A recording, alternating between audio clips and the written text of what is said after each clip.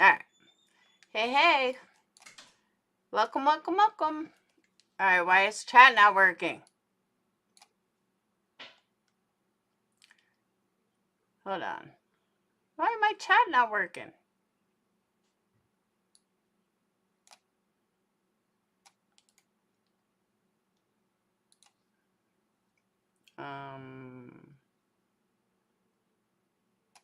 It should be working.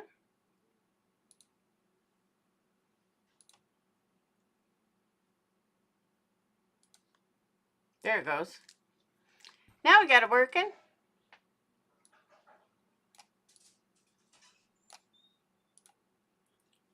All right. Give me a moment. If you need to file... Sage came in so I'm all messed up. All right. Chat's working. Everything's working. We're good. Whoop. All right. So I have a couple of things to start out with that I need to address. And yeah, so there seems to be a misunderstanding that I want to make loud and clear.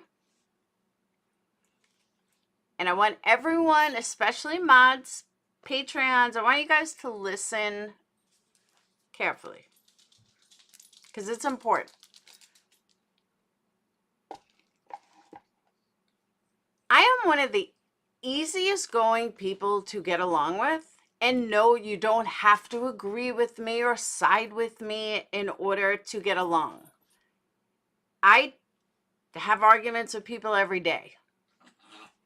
And I'm not the type of creator that I'm not the type of creator that will ignore you or stop, Fluffer, or will ignore you or will be an asshole or anything. Oh my God, Fluffer, stop! My house was so quiet for the last 2 hours. And as soon as I go live, she walks in, the dog's barking. Crazy. Winston! Hey! Come here. And I'm just not that type of creator. I can get along with just about anybody. But here's what I don't put up with, okay? I don't put up with somebody, especially a mod, going over to my stalker and leaving them nice comments. That is not okay. So when you wake up and realize why you lost your wrench, now you know. I am dumbfounded that anybody, no, this has nothing to do with that, Coffee, that anybody could think that that's okay. You also only know one side of a conversation. You don't know both sides of the conversation. You don't know what led up to a certain somebody leaving. You don't know what got to that point of a certain someone leaving. You have no idea because you never got my side of it. You only got their side of it. You never got my side. So if you don't hear two sides of a story, then you shouldn't be talking about it. Okay? Oh, he's actually 5 tomorrow. 5 tomorrow. This person wasn't a Patreon. They were a member. I don't even know if they're still a member. But someone just showed me the comments that were left, and I'm like dumbfounded. Only, not even all Patreons, but only certain Patreons even know my side of the ones that left. And it's really fucked up that people think that they have a right to know what was going on or for them to be able to repeat it. So do yourself a favor. Don't repeat stuff that you only know one side of. because there was a lot more to it. And believe me, I wasn't the wrong one. I wasn't the one in the wrong. One of them I was somewhat, one of them I wasn't. But people should not be repeating shit that you don't know. So when I'm just like blown away that this person who I actually really liked and made a mod would go over to my number one fucking stalker and leave nice comments, like trying to be nicey nice. Whoa. Whoa. No, that shit is not cool. And, you know, I've been in like disagreement with this particular person for a long time. I never got mad at her. I have no problem debating with people at all. I could debate with people all day long. If I'm wrong, I'm wrong. Sometimes I'm wrong, sometimes I'm right. But I don't hold it against you. I'm also the type of person that I don't care. Like, I don't hold grudges. If I'm mad at you, I'm mad at you for a minute and I move on. I don't feel a need to sit there and hold grudge after grudge or day after day. That's why I think it's ridiculous, these people talking about me that I haven't spoken to in 2 fucking years. That's sad. Whatever. Like, if you're still thinking about me 2 years later, more power to me, because I'm definitely not thinking of you at all. And it's really, really, like, I literally, when the timer had 2 minutes left, is when I saw these messages. So this is all, like, I haven't even had a chance to absorb it yet. It's that brand new. And I'm just shocked that this person did that. Of all the people she could have gone to. For some reason, when I get mad at someone, okay, I may yell or I may bitch or I may say something when I get mad, but I don't run to their haters. I don't go find their stalkers. I don't go to people that I didn't like yesterday. But now that we're fighting, all of a sudden, oh, I like them. Why are you mad at me? Blah, blah, blah. Like, what the fuck? And they all do it. Every single one of them do it. And it's laughable. It's absolutely fucking laughable. Carry on. So, Crystal, I don't even care. The fact that the comments that she left under there is fucked up. Yeah, she does, sweet one. I'm not that bad. If she didn't know, I wouldn't I wouldn't say anything. But yeah, she absolutely knows. And always talked about this girl. And now she's making comments, worried about this one said this or this one said that. Like, oh my God. If all of a sudden you like her, all of a sudden you want to be a friend, like, get the fuck out of here. So, yeah. So I'm just saying, when you realize you're no longer a mod, you know why. Because I didn't take away your mod until 5 minutes ago. Because that's just fucking whacked. Absolutely whacked. And I don't need people like that supposedly on my team. You're not on my team. Go hang out with fucking stalker bitch. So there's that. Hey, Kaz. Another thing I want to address real quick before Banfield comes on, because I heard Banfield is actually pretty good tonight. The other thing I want to address is someone that I've addressed before that I don't even want to give credit to, but TPE, stay off my chats. I don't want you here. You don't like me, so just stay off my chats. I haven't blocked you yet because I erased a message and you were under it. But if I could have, I would have blocked you on the spot. I don't want you here. I don't need you here. I'd appreciate it if you stay the fuck out of my room. Thank you. Grace, I have no idea. I honestly have no idea. She took it away herself, exactly. And that's the thing, like, I didn't even take her wrench. Like, okay, I got a little snippy the other day, but understand, from a creator's perspective, and you guys forget this, not everybody, some people remember, but some people forget this. I do YouTube. I am a single mom of 3 kids. One's learning how to drive. 2 are going to college. I have a household to take care of. I'm also running a business. I take care of 2 dogs. I do a lot in a day, a lot, way more than people think. Someone is helping me with Photoshop. They've made videos for me all week. I have not had the time to sit down and actually watch them yet. I'm doing it this weekend, but I feel horrible that I haven't done it yet, but I just don't have the time.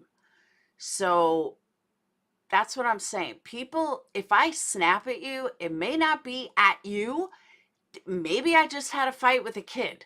Maybe the dog pissed me off. Maybe, I don't know, maybe a candle didn't work. Like, there could be 1,000 reasons. I am one person handling a ton of shit. So you may say, well, don't go on YouTube. This is my job. I have to do YouTube. It is my rent money every single month without fail for the last 2 years. So yes, this is a job and I have to do this. What I don't have to do is I don't have to be nice every single day without snapping because something else might have happened. The creators that do that don't have any children, or they have 2 parents and 1 child. I've seen guys snap, nobody says a word, but a girl snaps, oh my God, she's the worst person in the world. If you don't agree with her, blah, blah, blah. I could do what other people do and just ignore my chat, and then I don't have to worry about agreeing with someone or not.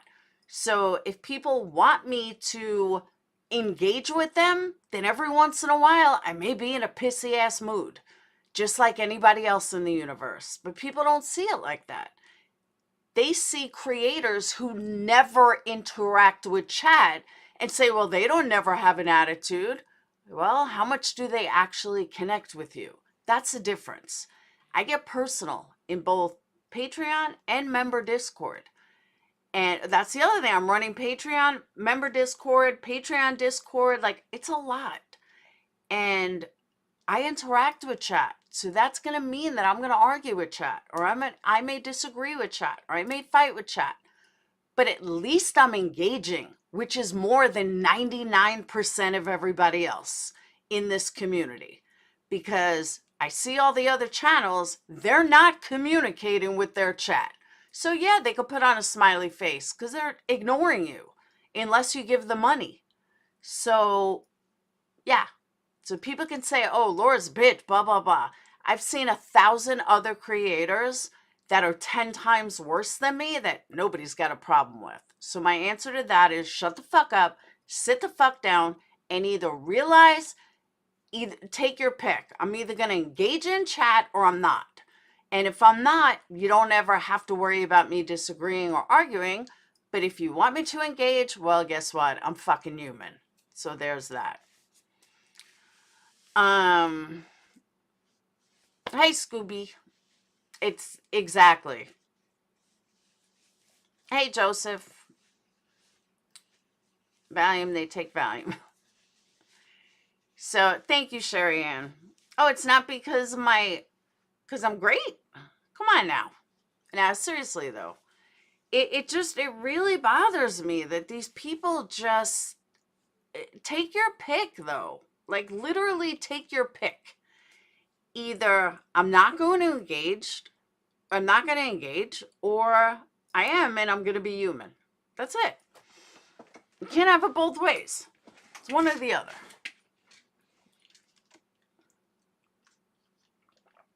So, there's that.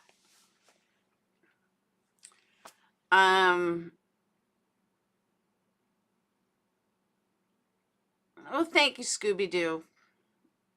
Hey, East Coast. I had to get it off my chest.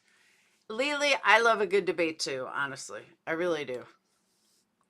I like good debates. So, okay. We got 6 minutes till Banfield. the comments on my last video are very interesting because everyone keeps telling me that there is there's a woman named Smiley who's connected to the, yeah, Anastasia wasn't booted. She was left on her own. There's a woman named Smiley who got a letter today or something in the Summer Wells case, and Linda was CC'd. If someone could give me a little more information on that, I would love to know, because I don't even know who Smiley is. That is true, Grace.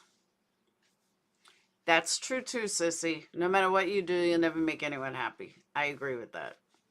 Absolutely agree with that. I don't know why when I get mad, I'm like hunched over. I look like a fucking troll. I don't know why I do that.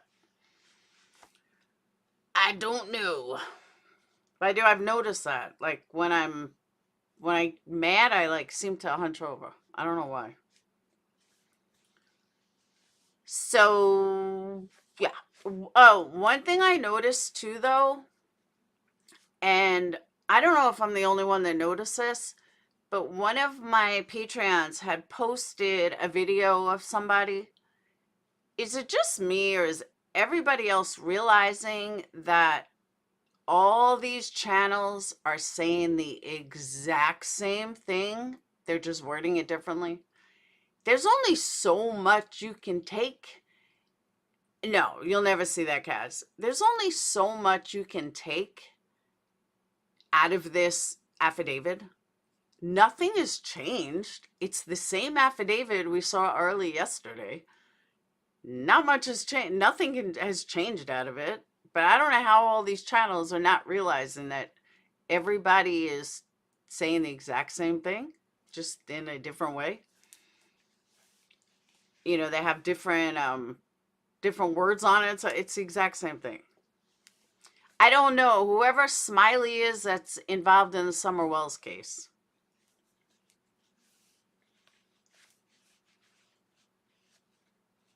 YouTube is on repeat. That's what I'm saying. You know, and then I saw some questions that, what? Oh, I saw some questions that people were asking to T-Rev, to this Detective John or whatever. And some of the questions, I'm like, is T-Rev not on like 10, 12 hours a day explaining all of this? Because I know he is. So it's Lily, but it's like they have the experts on talking about this, or the experts talking about this. Oh my God, it's the same thing. I've stopped watching just about all of the channels. Too much yelling and bad mouthing everyone. See, Joseph? 2 years ago, ask Red or Capone or Bonnie. It's so weird though how the tides have turned, because nobody would ever think that my channel was not the yelling one or bad mouthing everyone, because that's what happened in the drama community. So it's pretty funny though how things have changed. And Lacey's been here a long time. That's why we're here, Laura. We are discussing. Exactly. And I've said that 1,000 times. I'm not a true crime channel. I am a case discussion channel. But I agree with you. Like, let's say I did have a spirit box. Whose fucking business is it? I don't. We all know how I feel. But what if I did? Why is it your content to talk about if I had a spirit box? Find your own fucking content. It's ridiculous. It is. It's repeat on steroids.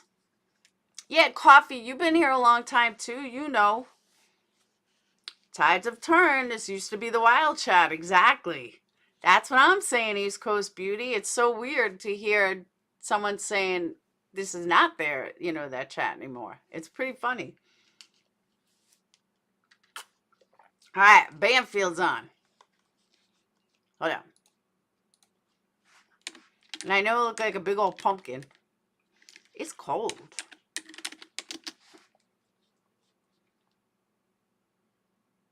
So Red said Banfield was good tonight. A couple of times over the next, 2 years of this session. So there are going to be those times. All right, it's not on you. Dan Abrams is still on.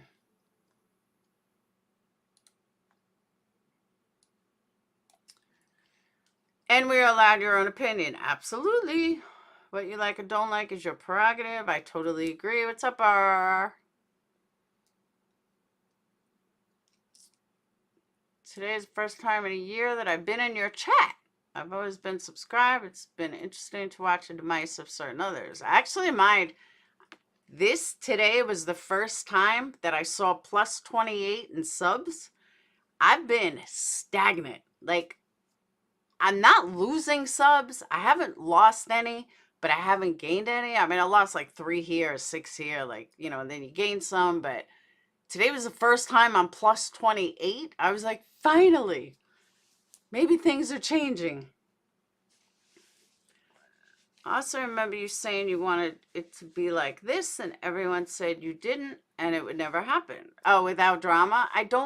Drama's stressful. It's not worth it.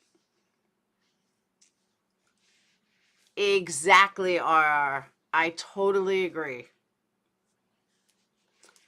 Leslie, you've come and gone.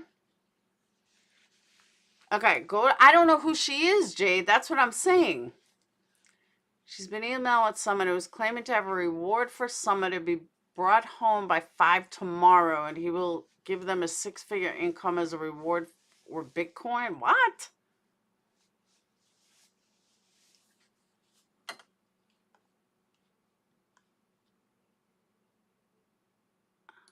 Was it mere speculation or the killer himself stirring the pot, taunting the public?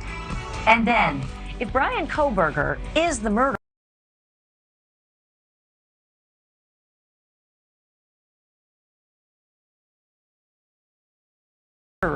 should he suffer the ultimate punishment? And what would that punishment be? Is a lethal injection a terrifying consequence or an easy way out? You'll hear from the judge who watched Casey Anthony avoid any punishment at all. And later, the other side of the case against BryanKohberger. Our heads are still spinning from the claims and revelations from Moscow police, but could some of the evidence that led to the suspect's arrest actually end up helping him get off? One of the smartest defense lawyers I know will explain. And then, Brian Entin walks the path laid out in BryanKohberger's affidavit. Is it the killer's path in and out of that house and the route where he sped away? Plus, Xana and Kaylee and Maddie in their very own words. Is this your place? Yeah. Perfect. You know, over here. And I assume noise. Noise, yeah. Yeah. Big speaker right there. It is all straight ahead in this special edition of Banfield.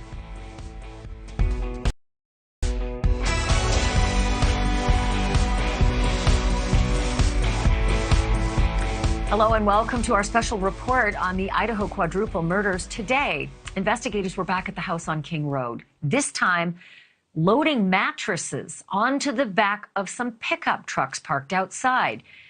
We now know a defense motion to preserve the crime scene throughout the month of January was granted by a Moscow judge the same day BryanKohberger was taken into custody. And the same day, cleanup of that crime scene was set to begin and halted. Also today, brand new details from the 4 days before Kohberger's arrest, 2,500 miles away from the crime scene. Our senior national correspondent, Brian Entin, is live in Moscow tonight with the very latest. So, Brian, a whole bunch of people showing up again at the crime scene today, in and out of that front door, bringing out evidence. What do you know about it?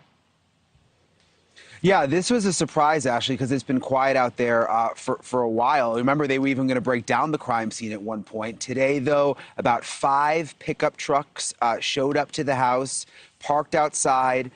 There were some men that went inside, and then they started carrying out the mattresses, which appeared to be sort of wrapped up in some kind of, like, big bag. So the mattresses went out, they went into the back of the pickup trucks, and then they also carried out what you can see right here. I think that was a bed frame that they wrapped in a tarp, and you can see the people carrying the items are wearing gloves, loaded it into the back of the pickup truck, took out some smaller items too. They were there for maybe 2 hours or so, and then off they went. Do we know for sure that this was, I mean, they look like the state, but it certainly could be big, burly guys for the defense. I highly doubt the defense is allowed to take items away, that this is more likely the state would be taking it to a lab for preservation and that the defense could visit the lab. But were they answering any questions? I know they normally don't, but were they today?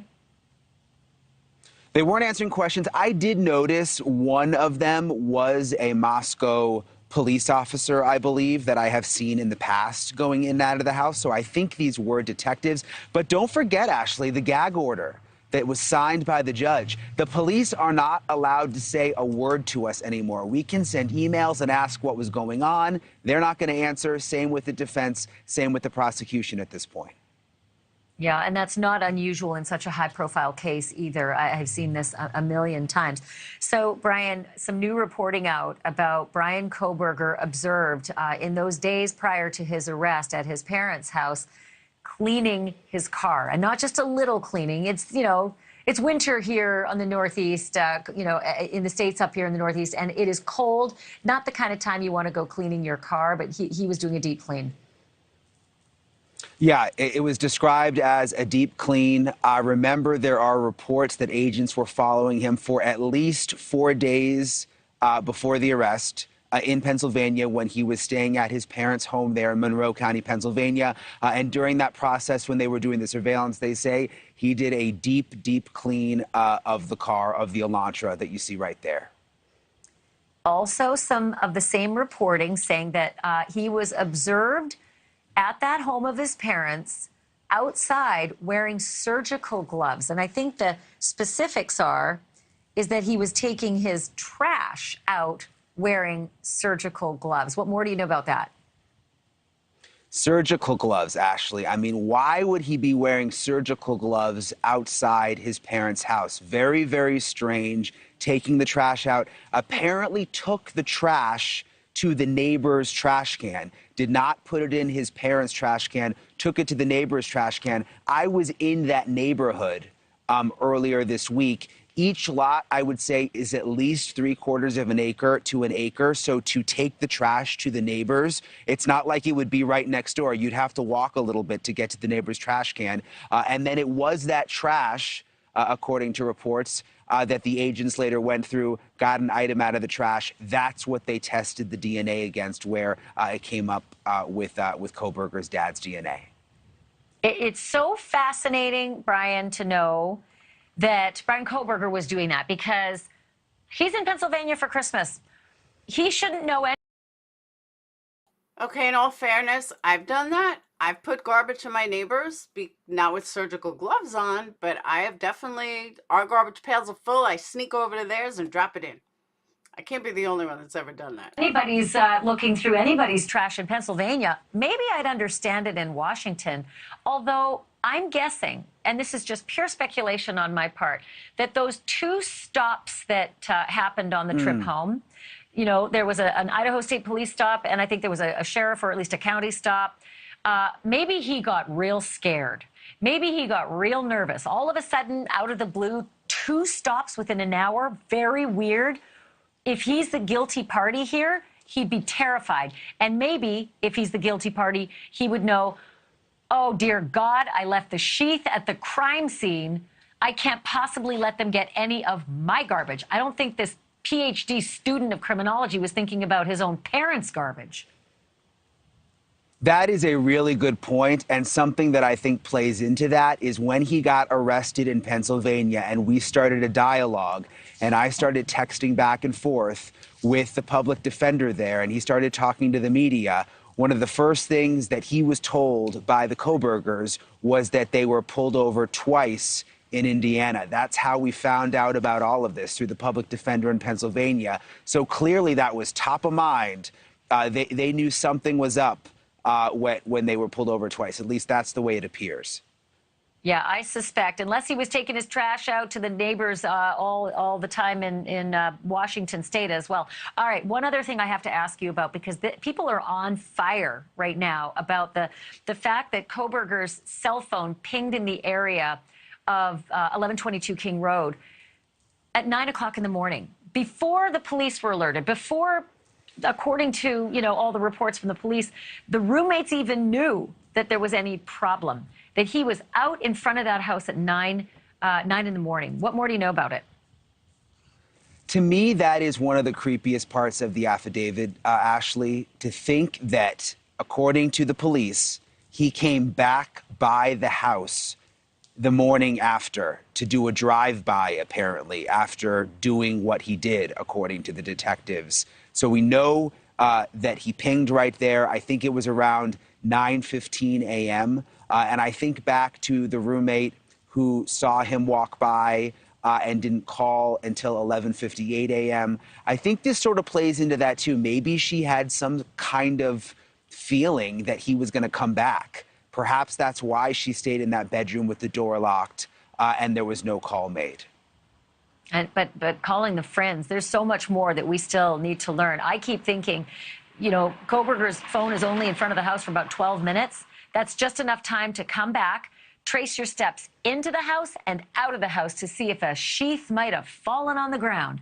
But the killer likely locked the doors of the victim's bedroom, so it ain't like you're going to go back in the house and get past those locked doors to start looking around at 9 in the morning for a sheath. It's absolutely fascinating. So much more to find out. Brian, thank you. Great work again. You deserve a weekend off, my friend. Thanks, Ashley. Brian joining us again live from Moscow, Idaho. And he's going to come back in a little bit.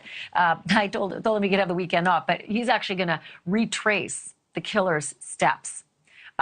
Because now we know. We were guessing. We've been guessing all this time. How'd the killer get in? How'd the killer get out? How'd the killer drive away? And now we know. So Brian's going to actually show you the route in and out of that crime scene. The so-called cyber sleuths, they have been a huge part of this case since day one, and now gargantuan. I say that because there's a Facebook group, and this group alone, it's called the University of Idaho Murders Case Discussion. This group alone has more than 200,000 followers, and it's growing every day. This group has also put out a ton of bullshit.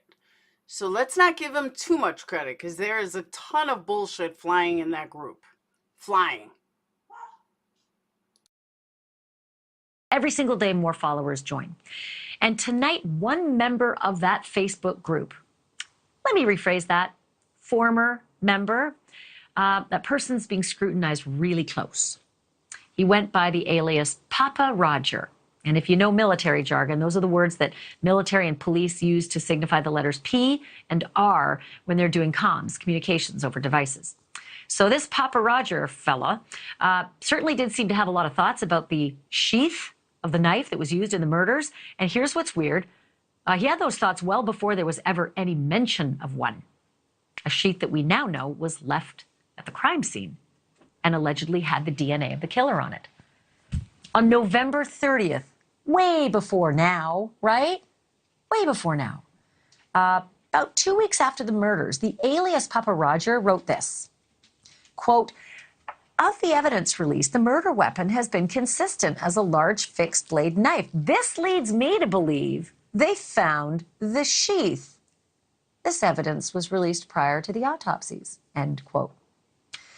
Look, left alone on its own, maybe just a theory that a big knife could certainly have a sheath, might need one if you're going to carry it around. But then on December 9th, Papa Roger wrote this, "Did the killer stop at 4 victims out of exhaustion, convenience, or lack of knowledge?" And then how about this? On December 15th, Papa Roger made another really, really good guess. He wondered, quote, "How long was the killer in the house?" And when another member asked him, "How long do you think?" Papa Roger replied that. Take a look on your screen. Simply said 15 minutes. And now we know from the affidavit that the suspect was seen entering the suspect at 4:04 a.m. and leaving the area at 4:20 a.m. Do the math, that's 16 minutes. Just another coincidence here? Or could That can't be the time frame, because the delivery driver came at 4:15. So that timeline is wrong. It can't be 4 to 4:24. That doesn't make sense. Papa Roger and Bryankohberger be the same person? While the police were searching for a suspect, a user asked the group, "You think the assailant has left the area?" And who chimes in? Papa Roger, and says simply, "Likely." December 22, Papa Roger said, "Day 39, this killer is not in the victim's circle." That certainly seems to be true as well. Some members of the group even suggest that the avatar for Papa Roger's account is like a dead ringer for Bryan-Kohberger, but you can certainly be the judge of that. Papa Roger's belligerent behavior in that Facebook group eventually got him kicked out of that group. And that happened the night before Bryan-Kohberger was arrested. The group's administrators reached back out to him later and never got another response, and now his account is no longer active. Those administrators, Christine Cameron and Alina Smith, were supposed to join us live tonight on this program, but due to a family emergency, they couldn't join us. That is okay. We're certainly going to have them right back on as soon as they can make it. But in the meantime, I want to bring in Casey Jordan to help us understand what we just heard, what we just saw. She's an investigative profiler and a behavioral analyst and knows a lot more about crime than probably all of us put together. What do you make of those comments, the avatar, the mention of a sheath before anybody ever knew about a sheath? That's a month ago, more than a month ago. So I find it very compelling. But I have to tell you, if we break it down, the sheath comment is not that fascinating to me. All of my colleagues in criminology and crime scene investigation, we've been talking about this since day one that the crimes happened. And we all thought the sheath was left at the scene simply because the police came forth so quickly with identifying it as a K-bar. And for, I don't know much about knives, but for friends of mine who were in the military, they were like, they wouldn't have said that unless they knew definitively it was a K-bar. You wouldn't be able to know it was a K-bar knife. Well, just hold it. I'm gonna jump in there for a second, Casey. We thought it was a K-bar. First, we all thought it was a Rambo-style knife because there was a newspaper reporter who spoke with a store owner who said the police were in here asking about a Rambo-style knife. But we didn't know from anybody for sure there was a K-bar knife. We never knew that. We just all wondered if it was maybe a K-bar knife after we heard Rambo-style knife. But nobody ever knew anything about a sheath. And let me remind you, this is what this guy said. This leads me to believe they found the sheath. And you're still not overwhelmed by that? I'm not, simply because we all thought the sheath had to be left at the scene. But let's go on to what is more compelling, Ashley, and it has a lot to do with the timeline. Yes, the photo, the avatar, the uncanny likeness, but also that it's a military likeness. It is a pseudo-commando style of avatar. This is a guy who fancies himself an expert on knives and military and crime. And the biggest thing, of course, is that it all disappeared as soon as Mr. Kohberger gets arrested. The comments also, Ashley, I would argue that the way they're delivered is very formal and very similar to the wording of the Reddit. And we know, of course, it was Reddit that he put the survey out on, the Reddit survey that was administered in April. So for people who do text analysis, there is a lot of similarity between the wording of his comments and the wording of that survey. To me, that's far more compelling than the sheath. But the 15 minutes, Ashley, I think that is the dead ringer. Nobody goes out on a limb and says something like that. It's just too creepy. Nobody even wants to think about how many minutes it took. Somebody who was putting themselves in the shoes of the killer was guesstimating 15 minutes. It's only logical that it could have been the killer himself. And let's not forget, he said his name was Papa Roger. That's P and R in military jargon. And he was very into policing. He applied for an internship, at the local police station where he was living in Washington State. Okay, real quickly here. He said in the jail, I got the exclusive reporting from a witness in the Pennsylvania jail that he answered two questions of jailers. One said, why'd you do it? And he said, I didn't do it. But the other one said, why'd you go to Idaho? And he said, the shopping's better in Idaho. First of all, I can't believe anybody would joke about something so horrendous. Second of all, if you're innocent and you're brought in, why would you say something like this? I wanted to get your read on that comment that was made in the Pennsylvania jail. Yeah, the snarky sarcasm there is not the mark of an innocent person. It's just not. It is somebody who's narcissistic, smug, and thinks he's going to get away with it. But you just mentioned the internship that he applied for in Pullman, Washington, with the local police, where he wanted to help them with their digital forensic technology as if he was an expert. And that is ironic. Because of course it's the digital forensics, the cell phone, the car video, the videos of his car that got him caught. But the biggest thing, if you want to just chalk up if he is indeed guilty, how idiotic this is that he is in a death penalty state that doesn't have the insanity defense. It's the only state in the union that doesn't have the insanity defense. So maybe the shopping's better. Was he talking about shopping for victims? It's not just creepy, it's insulting Yeah, to well, the justice. he went to Albertsons. He went to Albertsons at around noon after the murders, and if he's the killer, that's what he was doing after butchering 4 people, shopping at Albertsons that afternoon. Okay, the other thing I'm astounded at, and I don't get this at all. 4 a.m. The noises begin, and they wake up Dylan, the surviving roommate, and she thinks she can hear Kaylee upstairs. She thinks she can hear Xana. Xana just got a DoorDash delivery at 4 a.m., and the killings happened in this 15-minute to 16-minute period. I can't understand how you could see lights on, a DoorDash delivery arriving at a home, and be killing within 15 minutes. Does this make... Before she even answers, because I am convinced that he got in after the DoorDash driver left. They probably never locked the door. That's when he walked in. That's my feeling. any sense? Well, just keep in mind that nothing about this makes sense. But what is startling is the confidence with which the killer would have gone in the door within 12 minutes after the DoorDash delivery. We assumed, of course, they were all sleeping in their beds. But now that we know the timeline, I mean, you get a DoorDash delivery, you're eating it in the next 12 minutes. This person came in. We know that we believe Xana was on TikTok at the time based on her digital footprint on her phone. It represents a tremendous level of confidence, hubris, if you will, to think, I'm going to go in there. I know there are people in there. There was just a delivery in there, and begin the stabbing spree. The page 4 of that affidavit just made my blood curdle, Ashley, to think that there was, crying, that there was a thud, that there was whimpering, and we're certainly not putting any blame on the surviving roommate. I think what she witnessed was absolutely traumatic. But for him to then walk past a living witness and leave her alive makes no sense whatsoever unless somebody Casey, is in a... Can you give me 10 seconds here, literally 10 Sure. seconds? Do you think this is the first time killing? Yes, I do, because of all the mistakes made. Because if he had done it before, he would not have been this sloppy. But just because this was, in my estimation, the first time, if we hadn't have caught him, I doubt it would have been the last.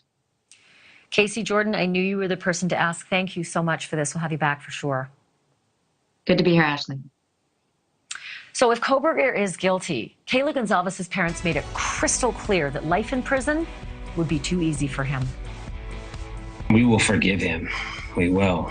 We're not going to have that heavy weight on us. We will forgive this individual, and we will, but he has to pay for what he's done. And it's not just our daughter, it's all the victims he needs to pay justice to. But the families of other victims say being locked up alone for decades, for them, is a tougher punishment for a killer. That's what happened to Chris Watts in Colorado. He's going to rot in prison for close to 50 years. But in Florida, Casey Anthony beat the death penalty rap altogether, and she is walking free. So coming up, the judge who presided over her case tells us what just might happen to Bryan Kohberger. Okay, so let me say this. We do not know, correct me if I'm wrong, but we do not know how the killer got in. We all assumed based on the original police reports, but we don't know how he got in. We don't know if he walked in the front door. Maybe he put something in the door so it wouldn't totally shut. So if I'm wrong, then tell me, but I'm pretty sure that we don't know how he got in. So I personally think he walked in right after the DoorDash guy. It's nice to know that even experts are confused of why she didn't call 911 or why she's alive. So even the experts are saying it. They're just not outright saying it, but they're kind of saying it, that they're confused, they don't understand. So it's out there. I mean, everyone's thinking the same thing. Yeah, there's no mention of how he got in. And I'll tell you what I thought of earlier today, that I do wonder at first, like yesterday, if he walked from, I had said last night that the way he walked into, the way he walked past Dylan, he had to have killed Xana and Ethan last. Which now, knowing she got DoorDash and they haven't mentioned, well, she was on TikTok, so he did kill the others first. But was that the intention? And, or did he kill them first? Because what I was thinking was, did he kill them first, go up, and then realize he left the sheath, so he went back down to their room? That's one thing I thought of, but hearing that doesn't add up. Because she was eating, or I don't know, but I think he definitely got in through the deer. Exactly, Frenchie. He came in right after the DoorDash guy. AK Rocks. DoorDash guy leave DNA on the knife. Why would the door? No, he couldn't have. It said there was a single male trace of DNA, which was Brian's. But you know, the other thing, like, didn't his parents wonder why he was wearing gloves around the house? Like, what did he tell his parents? Oh, I'm just wearing gloves because of COVID? Yeah, okay.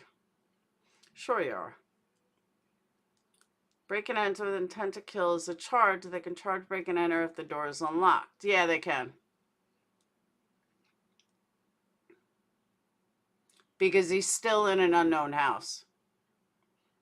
But originally I heard it was 4 counts, and now it's down to 1 count.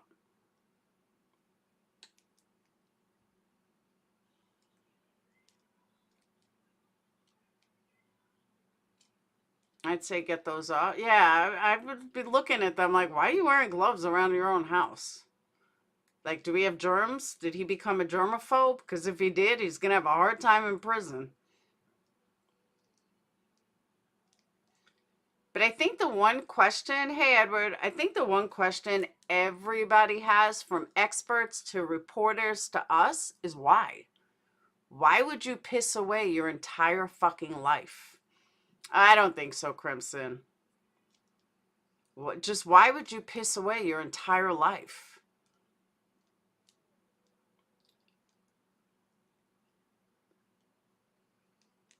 Now, someone did say, I don't know if it's true or not, but someone did say that his tie was with Xana, not with Kaylee. I'm like, I knew it. I knew it.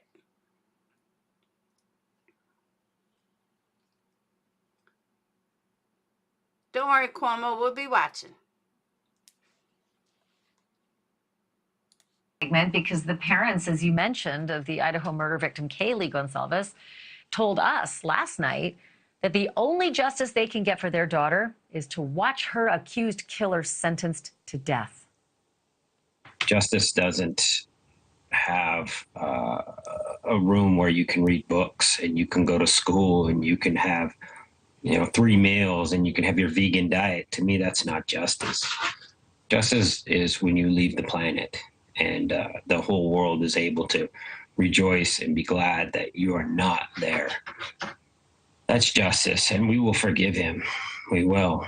We're not going to have that heavy weight on us. We will forgive this individual, and we will, but he has to pay for what he's done. Steve and Christy Gonsalves sat right behind Bryan Kohberger in that Latah County courtroom yesterday when he made this first appearance. And, he didn't really say much, right? Kohberger didn't say much. He just said a couple yeses and nos when he was asked if he understood just how monstrous these charges were against him. And one thing he did not do, he didn't enter a plea. If you plead guilty or are found guilty, is up to death and or imprisonment for life. Do you understand? Yes. Since the crime took place in the state of Idaho, Kohberger is facing either life in prison or death by lethal injection, because that is the accepted form of capital punishment in Idaho. But not every family member who suffers through the loss of a loved one, who watches as a killer is convicted of murdering their mom, their dad, their daughter, their son, not all those family members of victims agree that death is the worst punishment for those killers. In fact, some families say being stuck in a cell alone for decades is way worse. Look at the family of Shanann Watts. She and her two daughters were murdered by her husband, Chris Watts, the girl's father. He shoved their tiny little bodies into oil tanks in Colorado. Her family told the DA they didn't want to pursue the death penalty for Chris Watts. They thought that death would be too easy for him. Young guy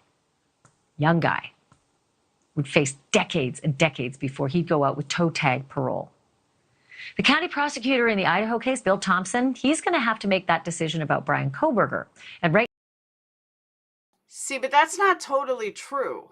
The prosecutors went to North Carolina to meet with the Watts and said that, hey, we can skip a trial if you want to take the death penalty off. That's why they didn't have the death penalty. So that's kind of not true the way she said it. Right now, he's remaining tight-lipped due to a gag order. We are limited on what we are allowed by the courts to say outside of the courtroom. Santa Claus. But even if Mr. Thompson does seek the death penalty, the case may not be as open and shut as you might think. A defense attorney can always poke holes in a case and try to create doubt. Casey Anthony's lawyer sure did it. It's been 11 years since she was found not guilty of first-degree murder in the death penalty case involving the death of her 2-year-old daughter, Kaylee. And despite overwhelming evidence, Casey Anthony walked free. Joining me now is the judge who presided over that case, Judge Belvin Perry. He's also the former chief judge in Florida's 9th Judicial Circuit. And it is good to see you again, sir. If there were ever a case for the death penalty, Judge, this certainly would take the cake. But do you think that the prosecutors in Idaho are going to seek death in this case? I certainly think, based upon the Idaho statute, that they will seek the death penalty. Idaho has 11 statutory aggravating factors. In a quick examination of the statute, there are at least 5 aggravating factors that would be applicable in this case that would justify a sentence of death in this particular case.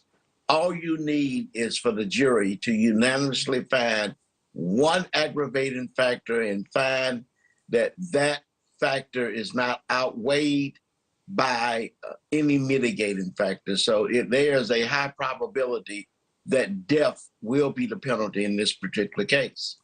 Okay, but then Judge, you've got to find the jurors. They have to be death qualified, which means they have to be okay with saying, I could vote for death. They also, on top of that very, very difficult thing to find, they have to be okay with having known so much about this case, but still be able to come into a courtroom and be unbiased about this case. Because frankly, I don't know where you can go in Idaho. If you search a change of venue motion here, I don't know where in Idaho you can go. It's like Casey Anthony. I don't know where in Florida you could go. Everybody knew. It's just hard to find those jurors. And now it's doubly hard if you seek death qualified jurors, right?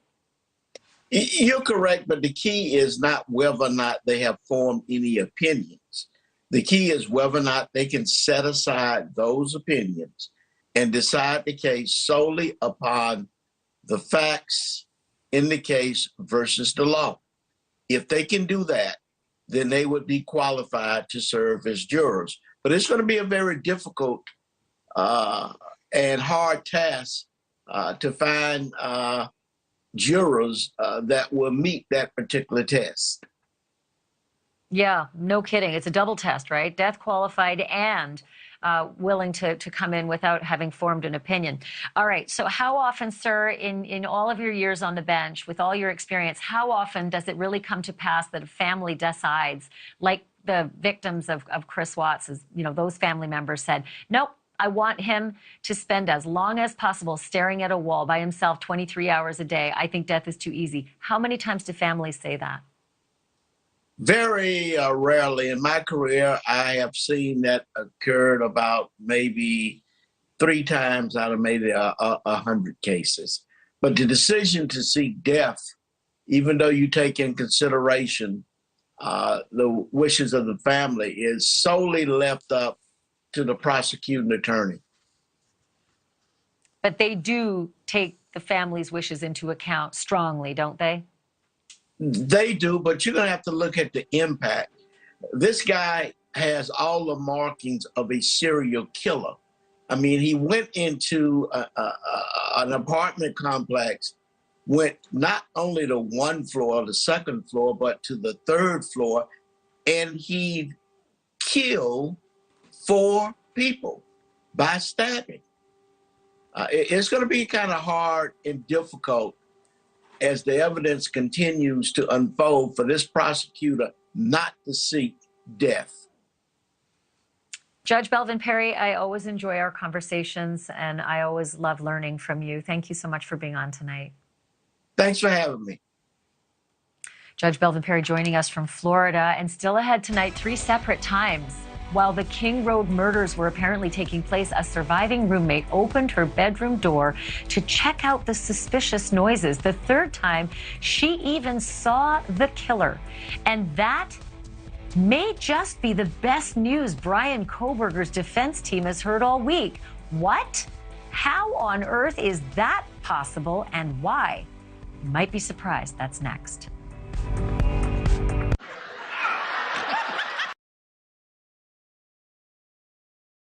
All right, so I did some research. There's only 8 people on Idaho death row. There's 7 guys and 1 female.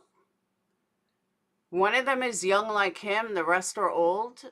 The oldest one that's on death row has been there since 1983. And he can't really talk to any of them. I really think death row is way worse. I know some people disagree, but death row is way worse than general pop.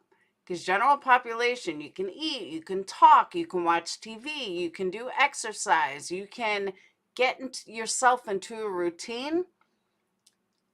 But death row, you don't have those benefits. Death row, you're sitting in a fucking cell 23 hours a day.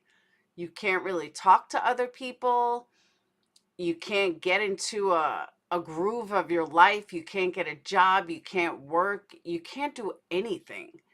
And then you don't know when you're going to die either. I'm sorry. I think death row is way worse. Because you see people that are in jail for like 20, 25 years, 30 years, they get into a routine. It becomes their life. They teach, they, change their life around. That's their way of life. You get used to it. But I don't think you ever get used to death row. So personally, to me, death row is way worse. Way, way worse.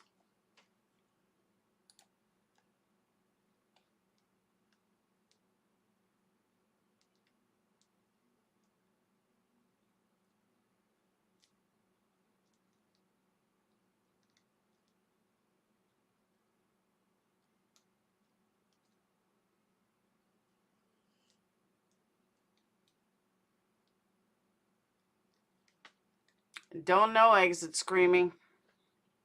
It'll be interesting, though. It will definitely be interesting.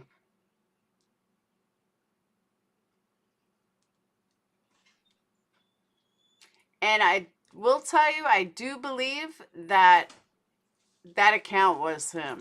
I know I doubted it yesterday. Mom, I'm spending the night. What? I'm spending the night. All right, be careful. I love you. Love you. They should sit on death row for longer. Hence why it's called life prison, because you still get basically the same luxuries you would if you were home. You sure do. And I'm trying to, while she's on again, I'll look up more. But, yeah, there's 7 guys.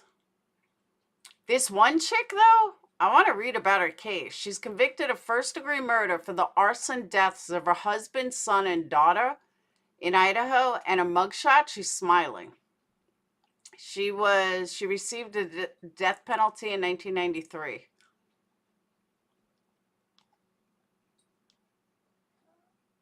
Her name is Robin Rowe. She's the only woman on death row. Only 3 executions in Idaho have happened since 1977.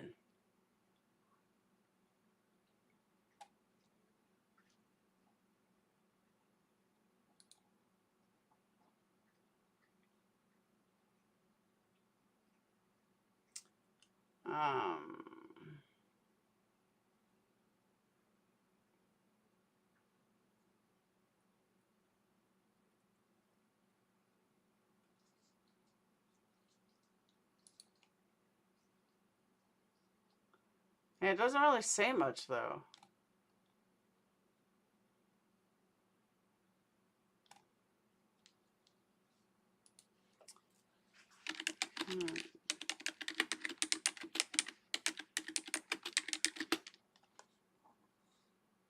That a local NBC reporter is saying Steve Gonzalez has told NBC News, and this has been the mystery we've all been wondering about.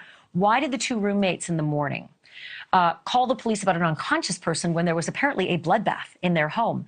And this is what we are learning, that Steve Gonzalez may have told this NBC News outlet, that you've got to remember these 2 girls were so upset that when they went outside after seeing this, it wasn't very legible.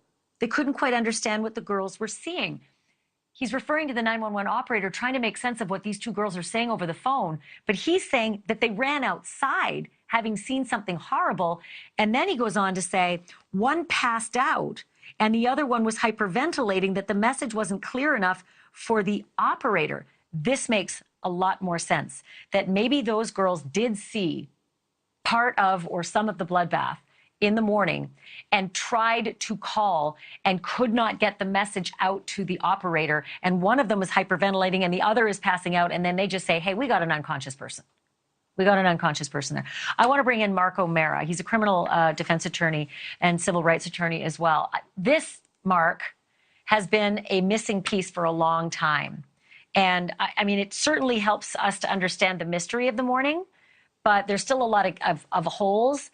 And I just want to get your thoughts on that for starters. And then I'm going to ask you all about the defense. Yeah, there's so much intrigue in this 6 or 8 hours that nobody called anybody.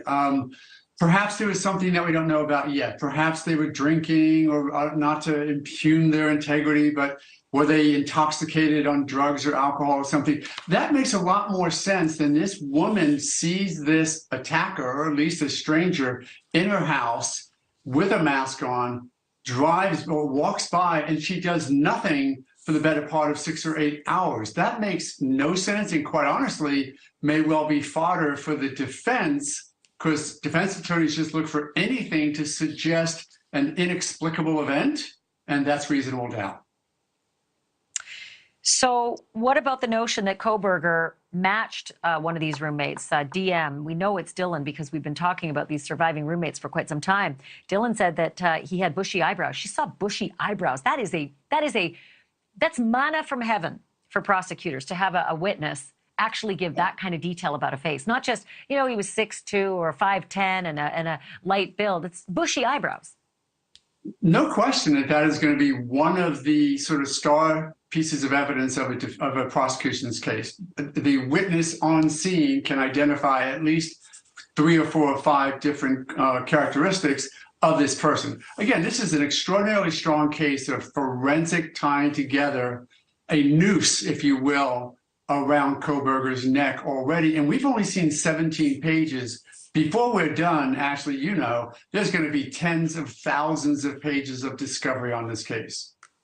It's true. Okay, I got to ask you about cell phone pings, because we've been, making huge hay about cell phone pings. Literally have a roadmap, to Brian Kohberger. But there was one line in the affidavit that I thought, I know Mark O'Mara is going to seize on that, and every defense attorney out there will seize on it. It said that his cell phone pings in Moscow, November 14th. That's the day after. That's Monday after the murders. But investigators, quote, do not believe the phone was in Moscow on that date. Well, then why should anybody believe the phone was in Moscow on any of the other days? Is that what a defense attorney will say in this case? Absolutely. It's that one little string that you want to pull on, that seed of doubt that may grow into reasonable doubt. In and of itself, maybe not enough, but we don't know what she's doing for 8 hours. Now we know the phone wasn't there. Now we know why wasn't she saying anything. Now we know that 100 people have left DNA. Why his? There's so much more information that needs to come out. But I will tell you, if the next couple of 3 or 4 months are as good an investigative technique as the last couple of months to get us to this point, they've done quite a good job. And of course, with FBI assistance, I must say the best law enforcement agencies in the world, they're going to tie down every loose end on this one. Do they ever? Because just that timeline that we're looking at on the screen right now, it's got a 2-hour hole in the cell phone, right? Police say that's just when he turned it off because he didn't want to be pinged there. But he's leaving Pullman, and then he disappears, and then he's coming back to Pullman before and after the murders. And is that doubt, or is that reasonable doubt, or is that, nope, well, it depends on what the jury thinks, if it's reasonable or not. I have to leave it there. Mark, you'll come back again, won't you? Because I'm going to call a lot. Absolutely. Mark O'Mara joining us live tonight, one of my favorites, just a brilliant mind in law. All right, so the Idaho affidavit has the step-by-step details on how the killer entered and exited the scene of the crime, and also how he sped away. Till now, we've just had to theorize and guess how the killer pulled this all off, but tonight, Brian Entin will retrace his exact same path and show us how he got away that night, now that police are confirming how it really happened. That's next. I'm Marky Martin. You're watching.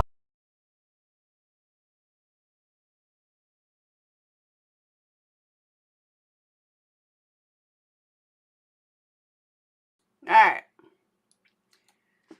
So according to this, hold on.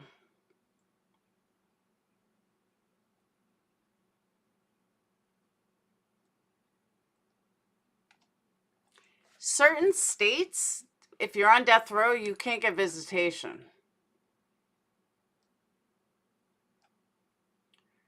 I don't know if all states are the same.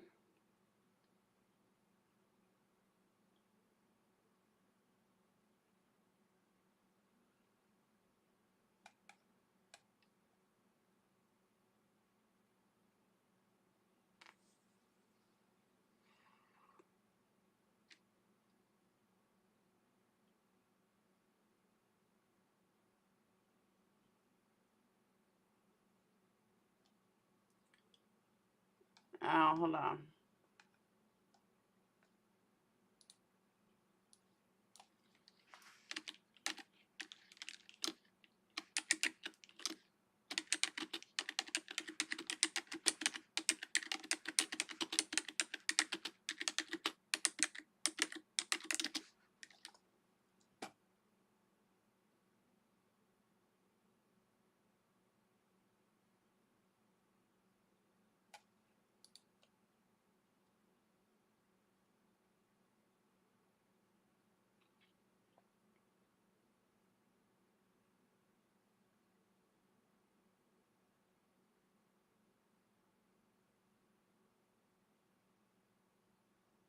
Okay.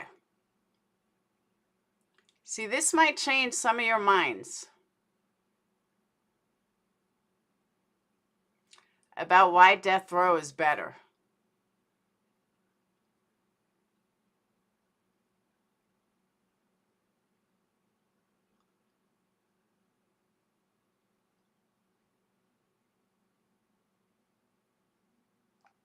And I think that Kaylee's parents and all their parents need to read this because it's kind of important. of what they choose.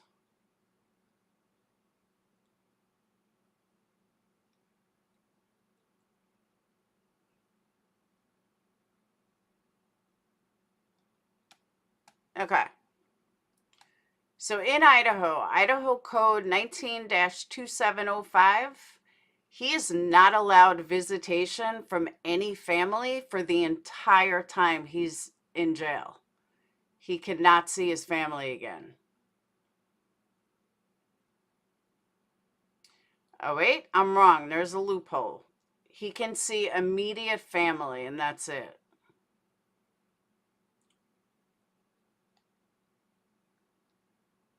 It could say immediate family and lawyers or doctors.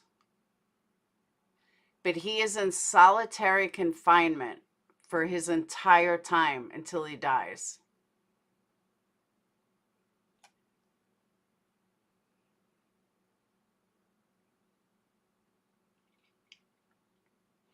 No person shall have access to the condemned person under death warrant except law enforcement, person's attorneys, the agents of the person's attorneys, doctors, spiritual advisors, and condemned person choosing an approved visitor.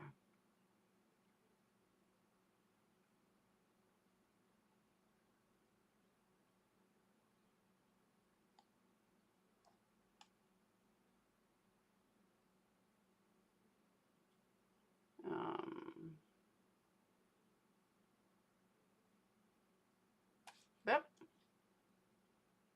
Theorizing of how the killer got into the house and out of the house and away from the house, you really were not far off from the actual route that he chose. We weren't, but he took the long way back to Pullman, where his house is, you know, the neighboring town in Washington State. He did not go the quick and easy way. He went the way roundabout way, thinking that he wouldn't be noticed, according to the police. We retraced it. Take a look. Okay, so we're going to show you the way that Bryan Kohberger, we believe that he fled the scene according to the probable cause affidavit. They described the route that they believe he took based on surveillance video and just a knowledge of the area. This is the house where the murders happened. We believe he came out the back door and then left in this direction. So you've got the house where the murders happened here on the left. You can see there's still a lot of media out there, Ashley. And they've got it still as a crime scene. We know it's going to be a crime scene until at least February 1st. There were cameras in this area, which is part of how they figured out this route. Cameras at several different houses and apartment buildings. So they believe he came out this way. Again, an area where there are a lot of college kids around. Granted, this was like 4 in the morning. Came out to Taylor Road. Remember, Sigma Chi house right here, Ashley, made a left. So didn't go right towards the 76, which is the way that you would go if you wanted to go the fastest way to Pullman. Did not go right. Instead, turned up here onto Walenta Drive and came up through the back way here, through this neighborhood back behind the house, and actually took a country road, a smaller country road, all the way to Pullman, which takes quite a bit of time. We're going to speed things up, and we're going to show you the way that he got back home to Pullman. So we drove through the neighborhood behind the house where the murders happened. It's crowded. Clearly, there could be a lot of surveillance cameras. Okay, so we made it through the neighborhood out here to Palouse River Drive, which this is basically the country road that he took to get all the way back to Pullman. You take a look, this is not the main highway or the main drag that you would normally take to get there. It's going to take a lot longer. So we drove on the country road, very, very rural, not a lot of cameras around, a lot of twists and turns, made it into Pullman, couple of red lights, around a few bends in the road, and then we were up at our destination. Okay, and so this is the apartment complex right here where Bryan Kohberger lived. Took us about 25 minutes to get here. This is where you saw the search warrant. Let me get out and show you guys. This is the complex. Quiet tonight here, but you remember there was that crime scene tape here when When the police were here and FBI going through the house bringing boxes out, one of the places they served the search warrant was here. But you see, when he took that back road, not a lot of cameras along the way. Took about 25 minutes, and here we are.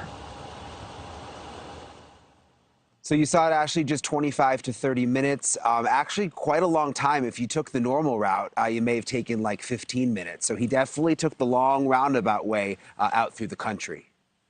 Brian, you are absolutely amazing. I will say it early and often. Thank you for showing us that. Just phenomenal. Thank you. Brian Enton reporting live for us tonight. So the Idaho college kids who were murdered in that King Road house will have their day in court as well. And some of them are even going to speak from the grave, potentially. Why the defense may just seize on some body cam videos taken during a noise complaint. Don't do it again? Yep. I'd hate to come back in a few hours and then have to issue that. So, any questions for me? No. All right. Have a great rest of your day. Thank you. You too. She is at the club. She's 21. I'm just going to bed. I have a couple friends over, but this is my ID. Why and how these tapes could be played in court. We're going to explain why Kohberger himself may actually use Kaylee and Xana's own images and voices to help his case. That's next. If you're moderate. All right. So people in solitary confinement do not get anything entertaining. They don't get books. They don't get art supplies. They don't get TVs. They don't get radios. Now, I don't know if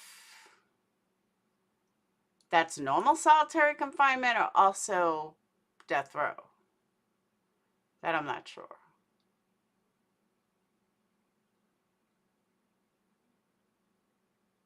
Because I know solitary confinement, a lot of them read books. So I don't know how true that is.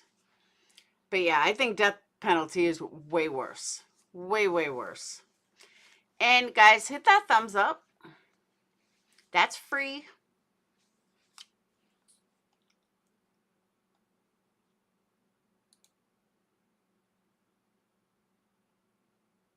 Dylan and Bethany didn't really hang out.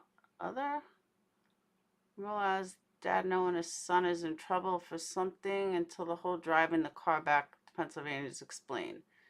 They said that trip's been that was planned a long time before.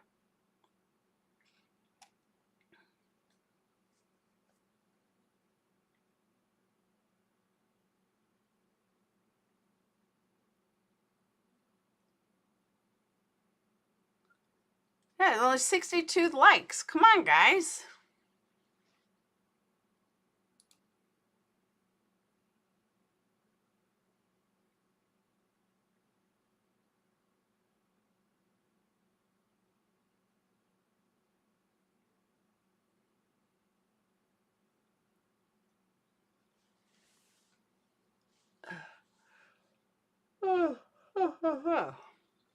If you murder, then you took your own life. I agree with that, Grace.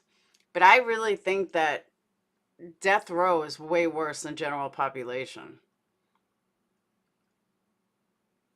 I mean, I cannot even imagine sitting in a cell 24/7 in a 6x9 cell every single day with nothing.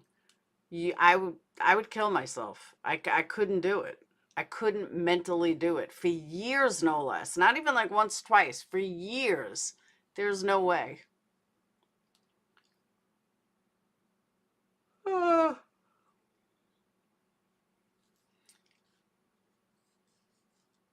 See, a lot of people think that, Ms. I don't. I do not think he would leave something like that on purpose. I don't think he wanted to get caught. I think he enjoyed the game. That's why he was in the Facebook groups and stuff. Yeah, they get an hour a day in recreation, and that's it. But I really don't. A lot of people think he did it. He left that on purpose. No. Yeah, inmates get an hour of yard time a day. But general pop, you could have a lot of people come see you. You can get mail. You could be a girlfriend. You could draw. You can go to college. There's a lot of things you can do in general population. Oh, it's big time psych torture. That's a whole new kind of boredom. Trust me, I did 30 days in county, and I wasn't even in there for anything illegal.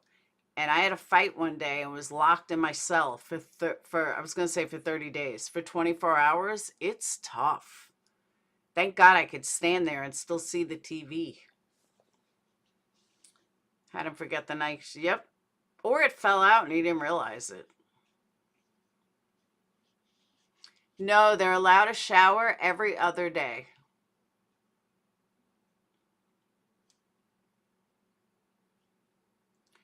From what I heard, I don't know if it's true or not, but somebody told me that they heard or they read or something that Xana, some of his friends were friends with Xana's friends. That was the connection. I don't know if it's true or not, though. Noise complaints at the King Road house last summer, and in one of them you see Kaylee emerge from the back sliding glass door in the kitchen. That's the spot where the killer made his exit just weeks later. Once neighbors start calling in, then we have an issue. Fair. You go to school? Yeah. Okay, what year? Senior. Senior, okay. So I'll tell you the same thing I told them. You probably know the drill, right? Actually, no. Oh, okay. So usually, at least for me, I'll give you a verbal warning. Okay. Once I have neighbors calling in, your music's too loud, you're disturbing the peace. Yeah. Nothing against having parties, nothing against having people over who are overage to drink. Mhm. But again, once we start disturbing the neighbors, then we've got an issue. Yeah. Noise ticket is up to 300. Yeah, somewhere around 300. 400. Okay, it's a pretty expensive ticket. I don't want to give that to you. That being said, this is your place, so I'm going to hold you responsible. Because it is your place, you're also responsible for everybody here. Yeah. So I'm going to grab your info. Yeah. And if I do have to come back here, a $300-some ticket's coming your way. Okay. And it only gets more expensive from there. Is that fair? Yeah, that's fair. I'd much rather you spend that $300 on beer or something fun than a noise ticket, right? Yeah, thank you. I appreciate it. Honestly, not really. I've just been here the past hour. Okay. Okay. Just trying to go to bed. Can I grab your ID from you? Yeah, I'm not 21. Okay. My roommates were 21. I just came to go to bed. We're not here to talk about the alcohol stuff, okay? Okay, yeah. But this is the second noise complaint we've had here tonight within 2 hours. I'm sorry about that. So this time it was the blonde gal and the guy on the back porch playing music, okay? So I sincerely apologize about that. I'm just going to bed. So here is what seems so backwards about this. If Kohberger killed those kids, he could actually use his own victims' images and their voices to fight the case against him, because those noise complaints show that people came and went regularly from the house, lots of them, making it difficult to pinpoint if DNA from the scene was from the murder itself, or maybe from another party, or maybe transferred by a party guest who knew Bryan Kohberger. But one thing we know for sure, whatever doubt he puts before the jury, he's going to have to convince them that it is reasonable. Thanks for watching, everybody. I'll see you right back here on Monday. See where Banfield is wrong, though? He doesn't need to convince they. He just needs to convince one. And that's her mistake. He doesn't need to convince a jury of 12. Just one. And I was going to say, I don't know why Truth and Transparency keeps releasing these. One, I think it's heartbreaking to the family. But two, it's only helping him. I don't even know why the police are releasing it. I understand it's FOIA laws, but stop. Just somebody needs to tell her, stop. Because that's clicks and views. That's somebody that's doing it for clicks and views and not at all thinking of the family. Not at all thinking of the victims. It's horrible. And it could backfire. David, that seems to be overlooked, all right? And I'll tell you what that is also. But I want to remind us tonight, including myself, why I care about crime and covering it the way I do. The killer is always the focus. But really, they should be the afterthought, if you think about it. Because this is really about justice for the families and what this means to them, watching everything that we're so indulgent in. What is it like being the family of the victim and watching all this go on? The father of Idaho murder victim, Kaylee Gonsalves, is with us. Then, I want to show you what the real war at the border is, okay? It ain't about migrants. That's about a broken system. That can be fixed. War is about drugs and violence, and the Mexican authorities have a war on their hands. I'll give you a taste now. Can you just play a little bit of what we're going to be showing them? These are just stills. Wait until you see the video that we have of what's going on just miles from our border. You want to talk about scary, okay? I've got a real pro to talk about why it's going on, what it means for us, and what do we have to do about it. Should we declare them terroristic organizations, these drug gangs? Then what? Look at this. They're blowing stuff up down there for sport. They don't care if there are people in them or not. Life is cheap and blood flows freely. Okay, Charlie LaDuff is going to join me. Mr. No BS News. He's been down there many times. It's such a big deal. I can't believe it's not getting more coverage. And it's Friday. Hooray. I'll drink to that. We celebrate the growth of independence and other good deeds with my brother PJ Rykoff. And of course, I want to hear from you. It's Friday night. Be nice. Dusty's a little fragile. 1-844-968-7720. So here's my food for thought for you as we begin. Now, this always happens. I just caught it a little sooner this time, caught myself, rather. We get obsessed with the killer in a big crime investigation. Who did it? Why did they do it? Especially if they're not caught, right? And there's good reason for that. The killer's the threat.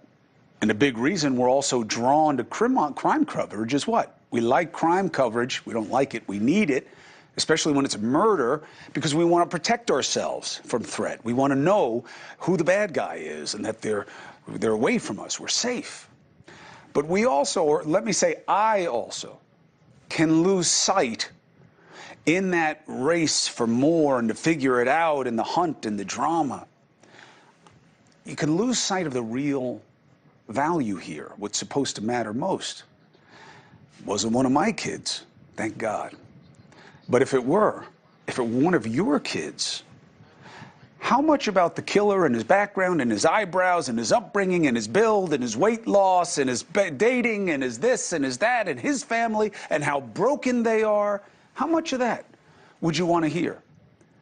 How would it hit you to know that the cops thought they had their man and to see this affidavit and all the grisly detail in that affidavit? Imagine the country being obsessed with the murder of one of your own. Pictures all over the place. People who never knew them, who didn't understand them, obsessed with them, but for reasons you would never want. And then, once the big moment comes and the suspected killer is caught, what would that mean to you? To see him, maybe in the same room, maybe meet eyes. What would that do to you? What would you want to do to them? What would be closure? Would anything? When and how do you move on? How involved or tied to this criminal justice process would you want to be? And what do you believe is the right punishment, which leads to this very, very profound question? Would you want the killer to die? The families must not be forgotten. It's easy to say, but man, we forget them often. And for all the intrigue surrounding the hunt for the bad guy and the trial to come, we should hear from the victims' families right now, because that is really the reminder of how precious life is, because these are the people who have lost what matters most. So joining us now is Kaylee's father, Kaylee Gonsalves. This is Steve Gonsalves. And I think Shannon Gray, his attorney, who we've had on the show a couple of times, is around also. It's good to see you, counselor. Thanks. Stephen, I'm very sorry to meet you under these circumstances. I really feel for your family. I've been watching you and reading your words and talking with your attorney. I know what this has been like on your family. And first and foremost, how's everybody doing?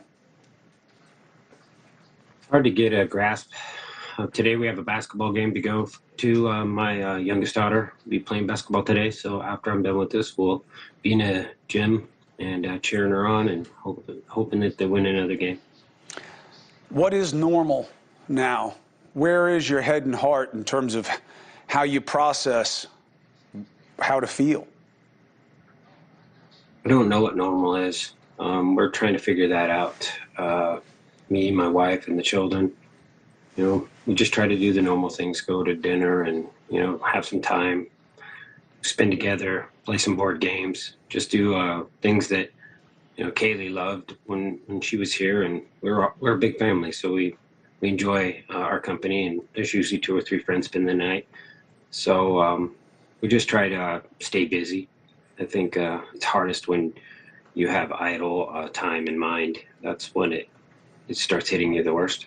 There was such urgency to find who did this. How did it hit you once they did? When you saw the face, when you saw the name, what did it mean? It was a chapter. It was like, all right, this is how I planned it. We were going to get this guy, and I wanted to get him faster. You know, obviously, everyone tells you time's an essence. So the longer you feel, the more dread you have, and the more pressure you feel that you need to do something, because things don't happen on their own. But I mean, I knew I had a lot of officers and a lot of agents working on this case, and I just try to sit back and give them time, and then keep my family stable. I know you guys have been concerned about communication and how they were doing the job and the intensity. Did not just the arrest, but the affidavit allay your fears that these guys were up to the job, the level of detail, the legwork?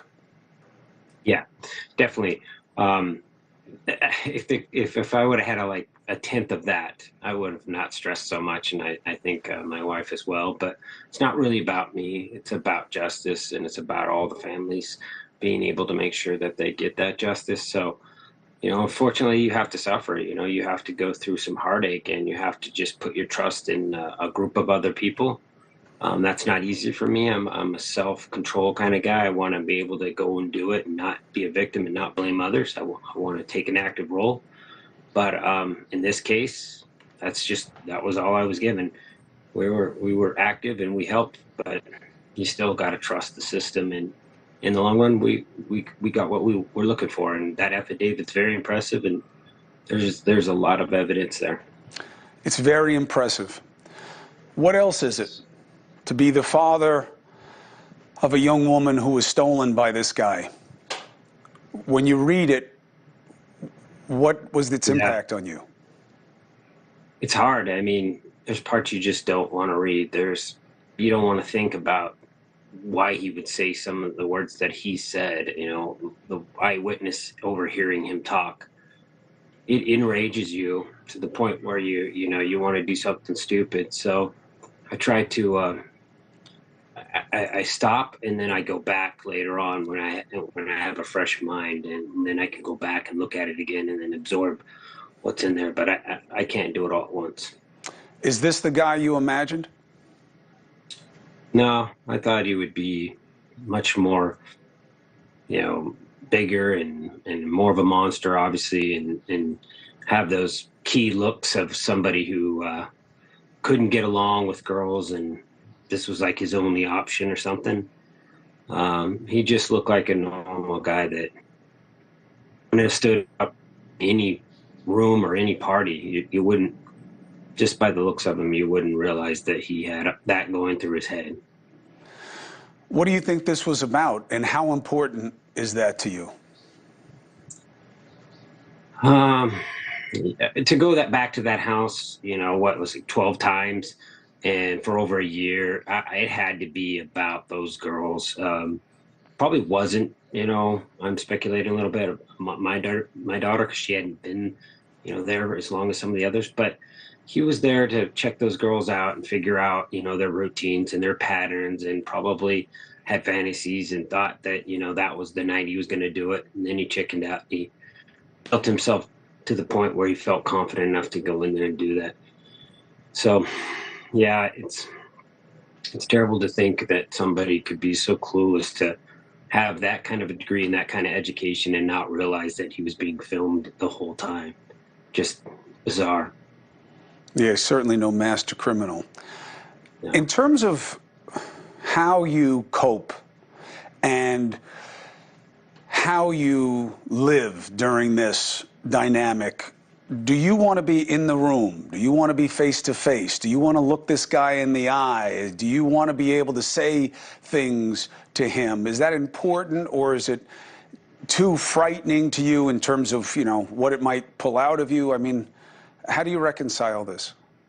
You have to be careful because, you know, like most guys, if you get to a certain point, you can lose control. But if I can make him uncomfortable, if I can make it harder, if it's less than even more torturous, then I'm going to be there. You know, there's going to be certain parts where I'm not going to let that testimony like poison my consciousness to where I can't. I want to think of my girl as the beautiful girl that she was. I don't want to think of her as some of these last descriptions that somebody, you know, puts up in the air as evidence. For me, I can't do that. It's too hard for me to do that.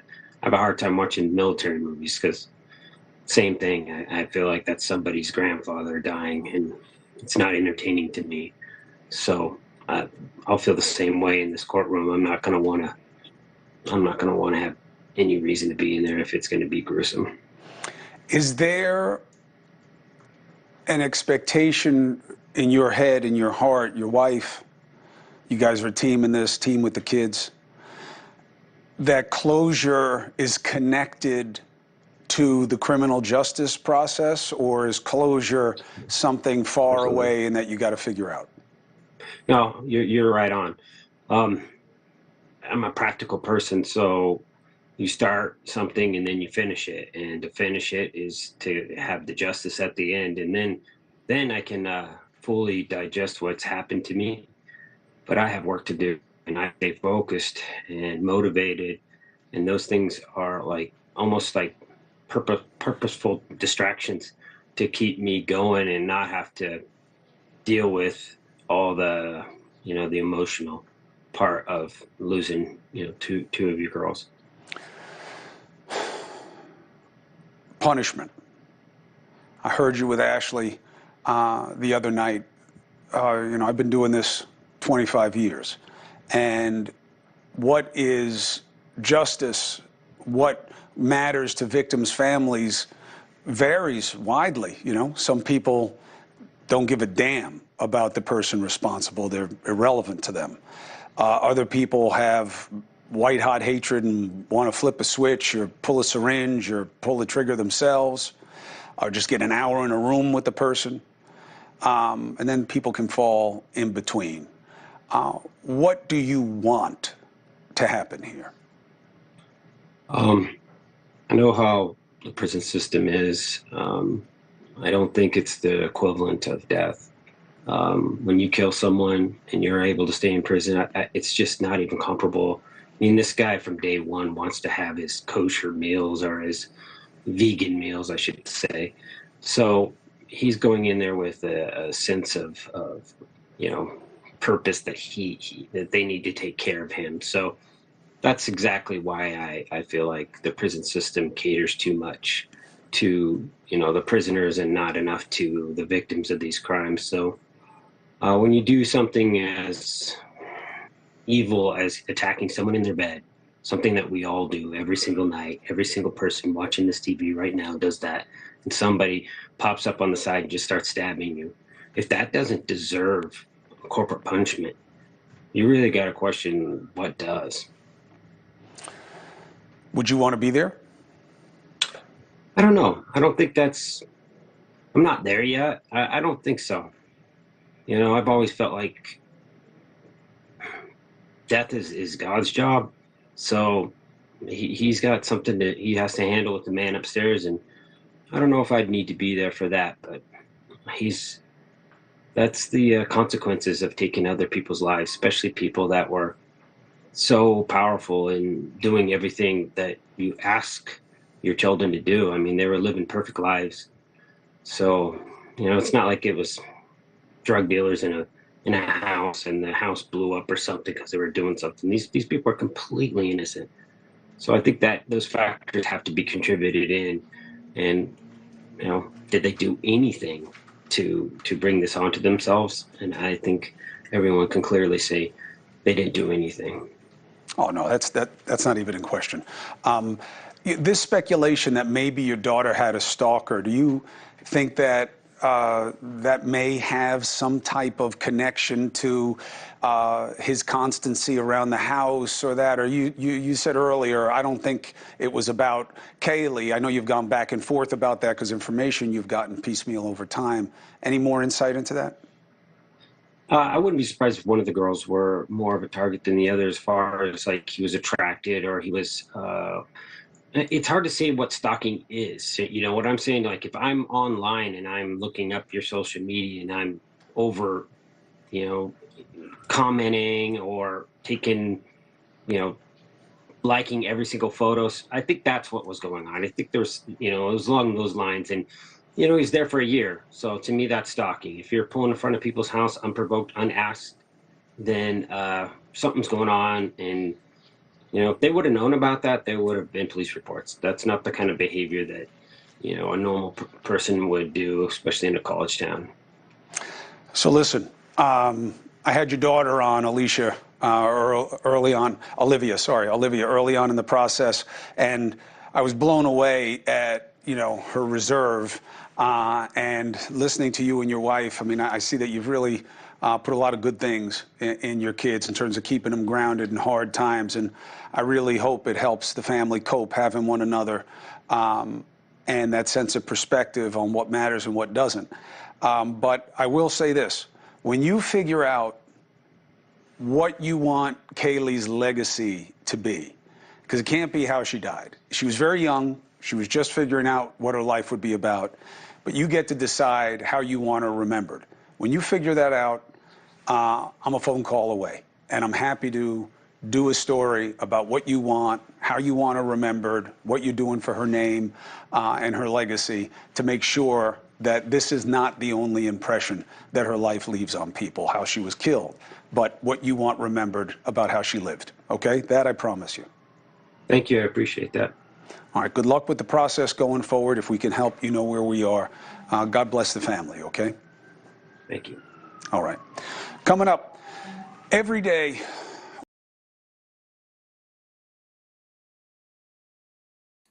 Do you know what kind of bothers me, though? And I don't ever want to belong to that club, ever. But with 3 kids, it's, you know, kids starting to drive. It's on my mind. But I really feel bad for any parent who's had a child murdered who doesn't get the coverage or the respect that viral cases get. And that's sad. Because if my kid was murdered in any capacity, why aren't you calling me? Why aren't you doing something for me? Why aren't you devoting day after day after day to my child or to my child's murderer? So I feel bad for parents that have murdered children that watch this stuff, because I know that's how I'd feel. God forbid my child got murdered. Damn right, I'm going viral. I want to be on every news report, every place. You know what I'm saying, though? Like, I couldn't even imagine if I had a child that was murdered and had to see somebody else getting all the praise. I remember this same thing with Gabby Petito. I said this, you know, that what about all the other parents that don't go viral? They don't matter. Those kids don't matter. Of course they matter. Kids get murdered every day. And it's sad that they don't get the same viralness. I don't know what the right word is. Same coverage. Well, honestly, for us, I mean, let's call a spade a spade. If they were 4 Black people, they would not get this coverage. It's because they were young, they were very beautiful, they were blonde, they were everything in the story that goes viral. And that's the truth. It's a sad truth, but it's a truth. These news stations now have noticed that YouTube get a ton of views on crime that people are interested in watching, and I guarantee you that's what they're going to do. Some don't want to go viral, you're right. But I would think a majority, I mean, think about if this case hadn't have gone viral. Well, then again, I mean, they found him based on other factors. But if Gabby wasn't viral, they would have never found her.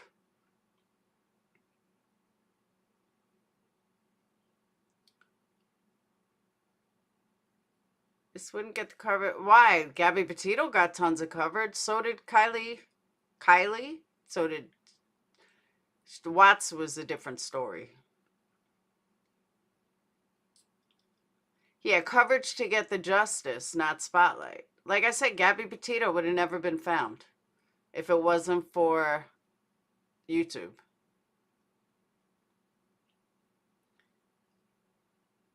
Look at the 3 football players that got shot. They were black, no coverage, barely any coverage. 3 college students not too long before this. No, this went viral because of who they were and what they look like. Believe me. Who was missing? The 3 college kids? They weren't missing. No, studies have been done to prove this. I'm not making like this up. Studies have actually been done on this exact thing. And yeah, blonde hair, blue-eyed females, you always see them missing. It's crazy.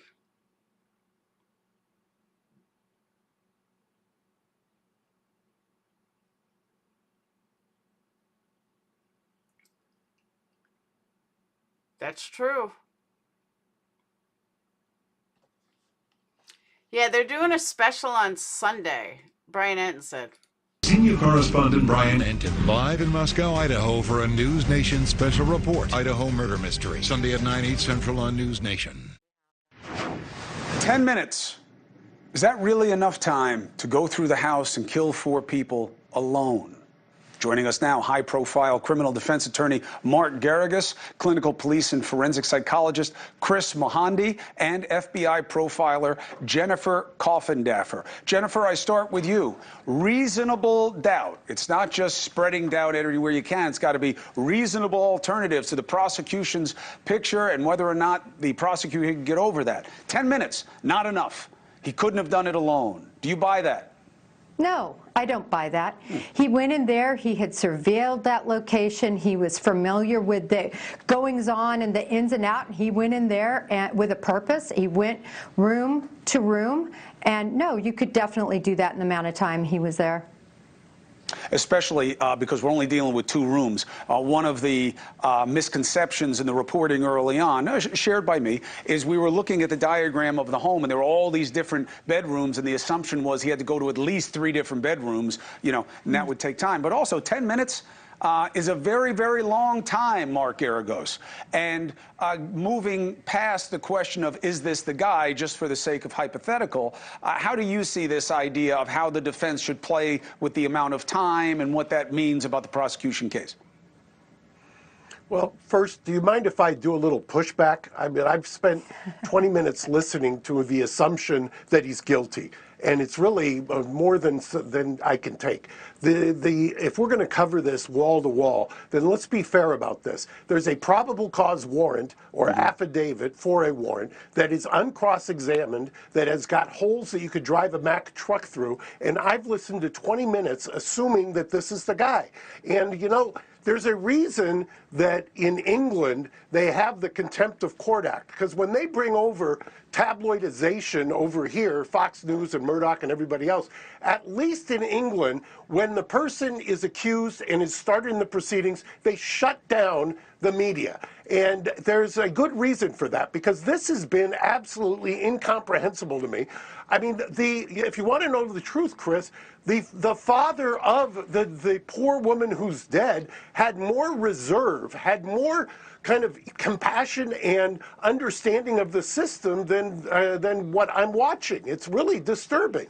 What is disturbing you exactly? What is different What's on the disturbing strength of when this? you- Hold on. I know how you would defend him, Mark, but hold on. First of all, tone is not always the same thing as tenacity.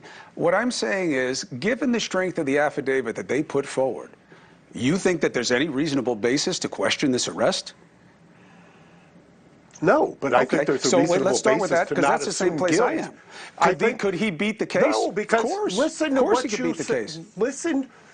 Listen to what you said. Please. If there's probable cause, that's not guilt. I didn't say it was. That's probable cause. Well, I invite you to roll back the tape and take a listen, because I sat and listened intently. I think you listened for what you wanted to hear, which was the disposition of a criminal defense attorney and how they'd feel about what's being put out there. And I respect your emotion. That's actually an argument. That's a fallacy. That's an ad hominem to say criminal defense attorney. Honey Badger, that's not true. I'm going to show you guys at a next commercial. As if that diminishes the point. No The way. point is No way. when you say, I'm just making a point if you want to hear it or not. Please go when ahead. you say this is the guy, what do you want to have happen to him, blah blah blah. Yeah. That assumes exactly a prejudgment of guilt. But you are dealing with a case where if this is the person that the police is putting forward, this is the face, the likeness, and the set of circumstances the family has to process. So that's the context of the question. Wait, if you're going to... Look, okay, anyway, but if we're Mark, talking about I this hear you on the in any point. dispatch... I get it. I get what you're saying. I don't mean to cut you off. I just want to bring in Mohandi because, look, I get it. I think you're overdoing it, but that's okay. I love you and I respect you, and I would never say that criminal defense attorney is disparaging. That's projection. Don't do that. I'm a big fan of what you do. We need you. Chris Mohandi, the idea of how this has been handled and the amount of time that was involved here, and then I'll go back to Mark about that once he's over just disparaging how I do the job. The idea of 10 minutes. It's 10 minutes. Not enough time. 10 minutes is an eternity, Chris. It's an eternity. It's an extremely long period of time. If we look at other mass murders that have taken place in America, and this is a mass murder, it's 4 people whose lives were tragically ended. A lot of mass murders with, unfortunately, even more victims can take place in, 10 minutes, even less time than that. Now, you have a knife that's being used. You have a person, as I believe Jennifer was saying, who, if true, was very purposeful, goal-directed, had been out there surveilled, knew what he was going to do, as Mr. Gonsalves said, was thinking about it, fantasizing, rehearsing mentally, if indeed this is true.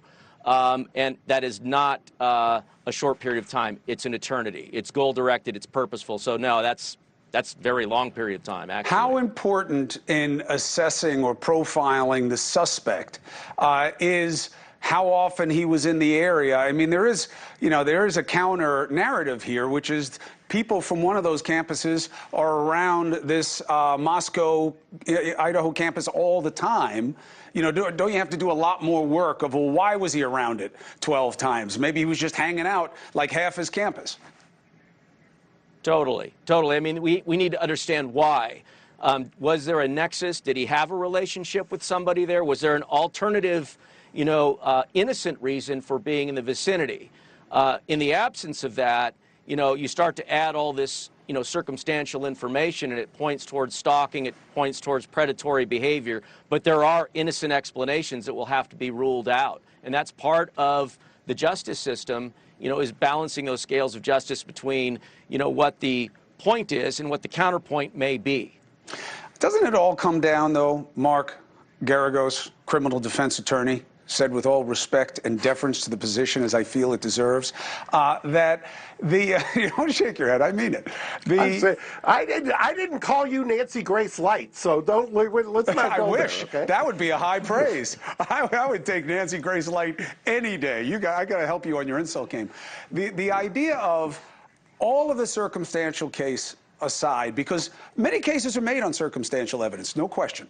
But if you want the death penalty on somebody, and that's what we believe the prosecutors want in this case, or at least that's what they've been leaking out, it has to be that you know with absolute certainty, beyond any genealogy test, that this is the man who was in the room, who has his DNA on the sheath. But for that, this case could easily be a not guilty. They only need 1 out of 12 to believe that, right? Look, let me break down some of the things that I find problematic. Number one, people say, I hear the word, he was surveilling her. I explained last night, I've sat in countless courtrooms. Hey, now I'm going to be Betty for a second. Be like, see, Cuomo just said what I said. He must be watching me. He must watch me every day. And that's why he said exactly what I said. Don't I sound like Betty? In murder cases, and I have had experts and cross-examine them.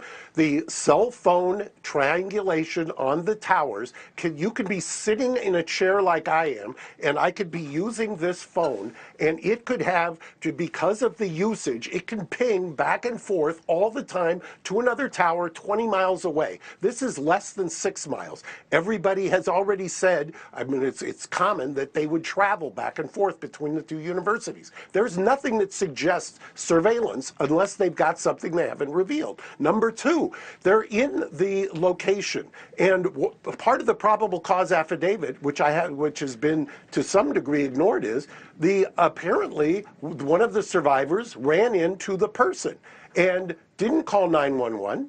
Did they? Didn't report it when they woke up, and just went to bed and didn't think anything of it.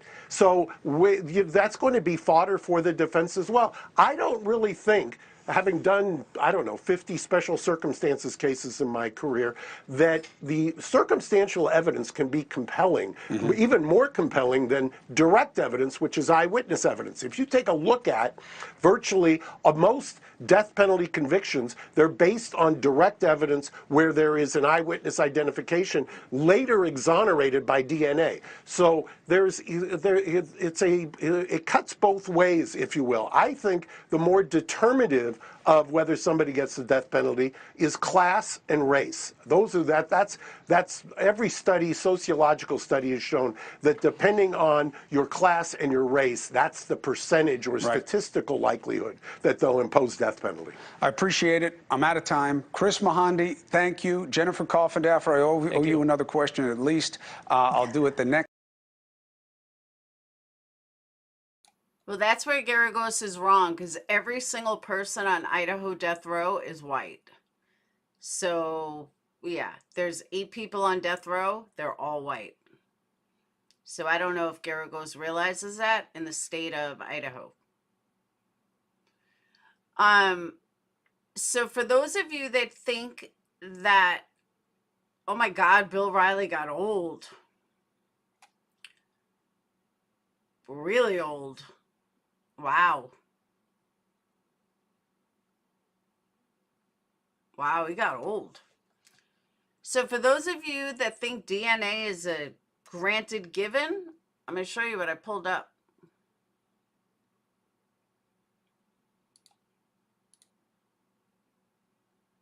Oh, another thing I pulled up, by the way, there's a ton of groups that say justice for Bryan. Bryan Kohberger is innocent. There's a ton of them.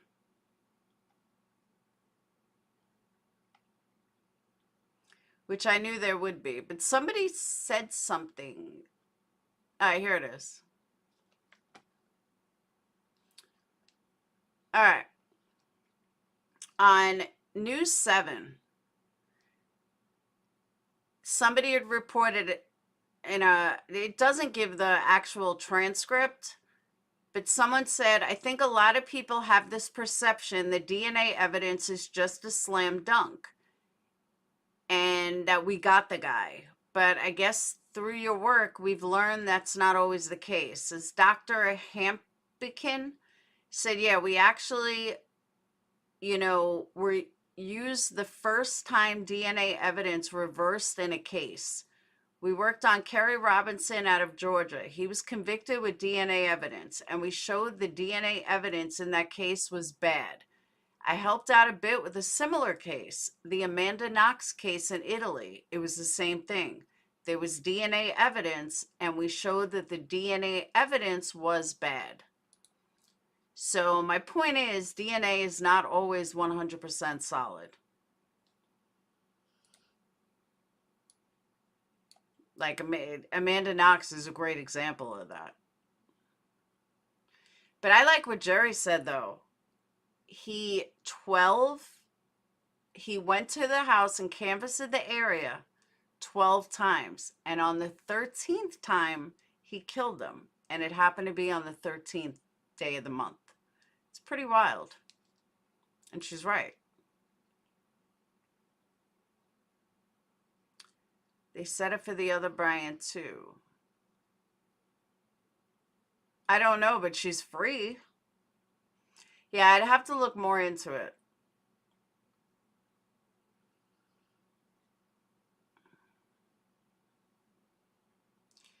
Jerry, and I agree with you, but Garagos is right. The whole media and YouTube are tainting a jury pool. And whether you believe he's guilty or not, we don't have enough evidence. And I've said this before and I'll say it again. I believe the guy is guilty. But I also believe that he deserves a fair trial just like anybody else. Oh, Crimson, I've been talking about the numbers since day one. Maybe it was contaminated. Maybe there's a lot of different things. Oh, nobody said it as long as I did, Jerry. I've been talking about these numbers since day one. Literally. I know people have talked about it recently, but I've talked about it from day one, that the numbers were not right. See, Jerry, I would hate to have you on my jury pool. I want a jury pool that wants all the evidence, not bits and pieces, but wants all of the evidence.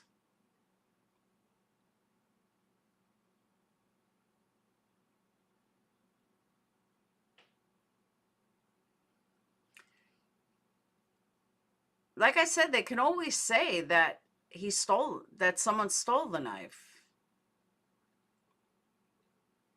Because again, just like Cuomo said, you only need one. Correct, Jerry. But Garagos is just saying it's innocent till proven guilty, and I agree with him.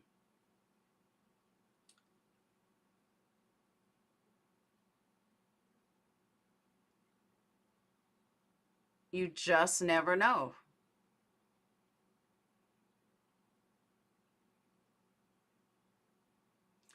Do we care about the arrest of El Chapo's son?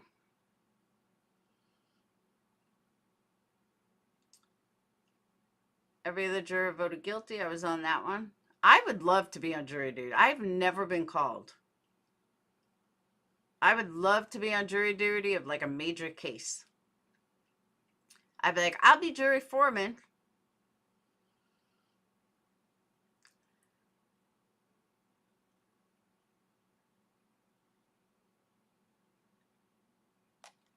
Okay.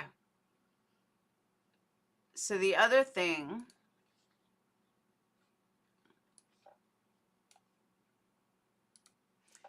all right, Idaho's death row inmates. Azad Abdullah received 2004, convicted of first-degree murder for the arson death of his wife in Ada County.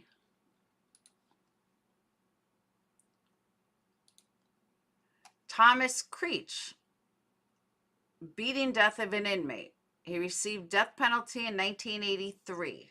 Hey, Jane. Timothy Dunlap received 1992, convicted of first-degree murder for killing a woman during a bank robbery in Caribou County. James Hairston, convicted of first-degree murder for 2 shooting deaths in another county, received 1996. Eric Hall, 2 counts, first-degree murder for raping and killing 2 women in 2000 and 2003. Gerard Pizzuto, convicted of first-degree murder for beating to death 2 people in Idaho County, convicted May 1986. Jonathan Renfro, November of 2017, first-degree murder for the shooting death of a cop. And the only female on death row, first-degree murder for the arson deaths of her husband, son, and daughter. But a ghost, they sit in solitary confinement. It is a point. And they don't get the benefits that other ones do.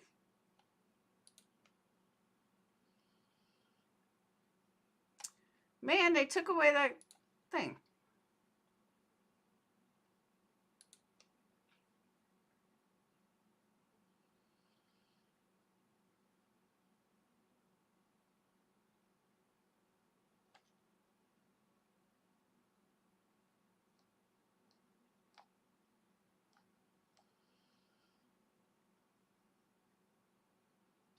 They're in restricted housing. Conditions of confinement for those inmates under sentence of death that are released. That's general pop.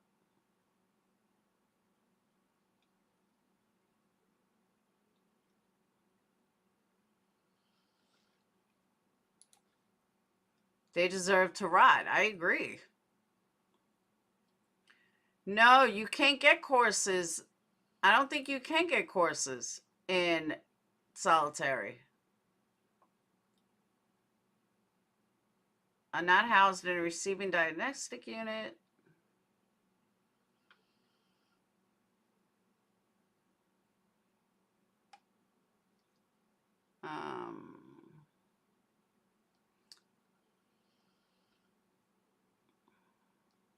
That's all about death.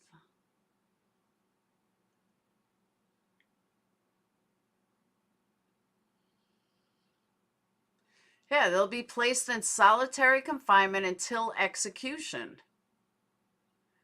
No person will be allowed access to the condemned person except for law enforcement, condemned person's attorneys, person's attorney of record, attending physicians, spiritual advisors, and members of the immediate family.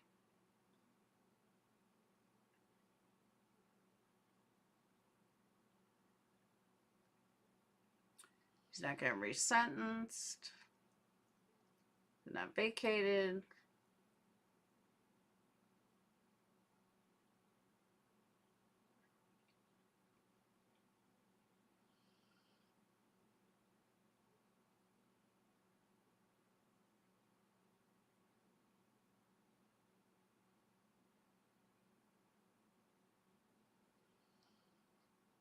See, it doesn't really tell you anything. Yeah, it's done.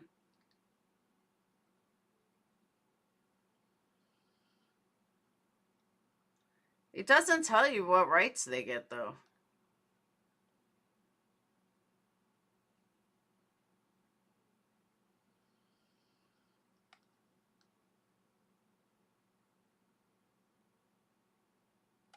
Like, it, yeah, solitary confinement is where they'll be, though. I don't really understand the point of keeping to his vegan diet. I mean, get the fuck out of here. You're sentenced to death. You should have no rights.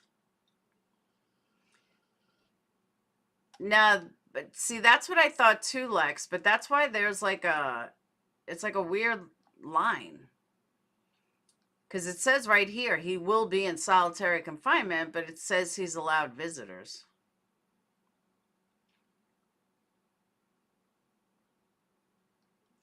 Mental health professional reviews inmate every 90 days.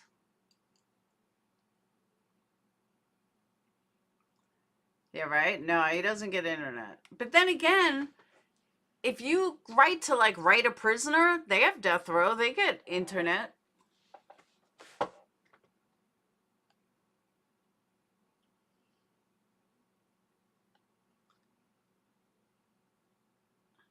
That's what I'm saying, Jerry, because come to think of it, they have to have internet. Because you could do write a prisoner, and you could find people on death row. Maybe it's just a state thing.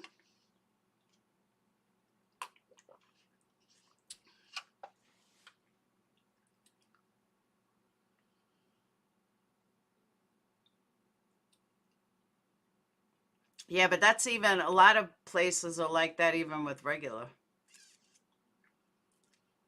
No, death row in Idaho is solitary confinement. I just read it. Every state is different, but in Idaho, it's solitary confinement.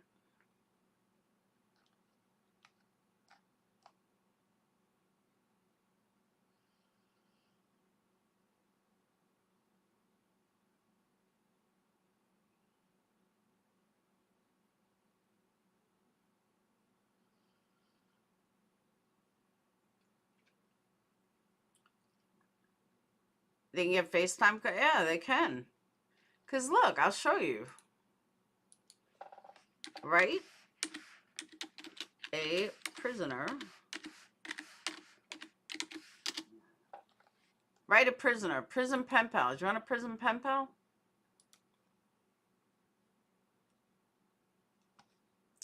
Any state.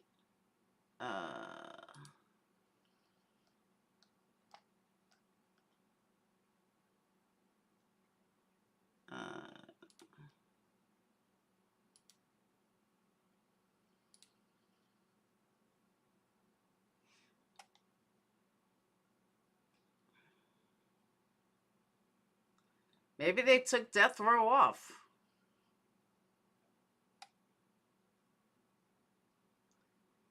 We were looking up a specific prisoner, and you could look up by death row. Oh, look, they have popular inmates.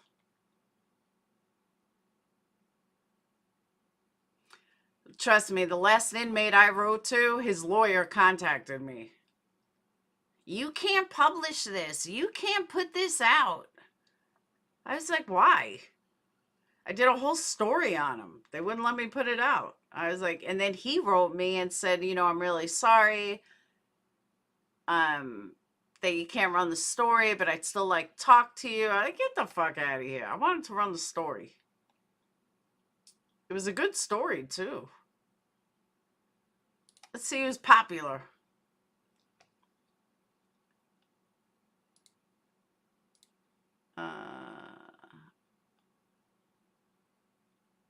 I guess I don't have death row anymore. Years served, 50. Oh. 1 to 50.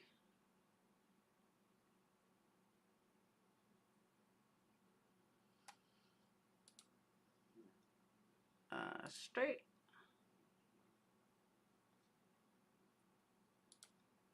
Pen pal. What age do we want? Let's say 35.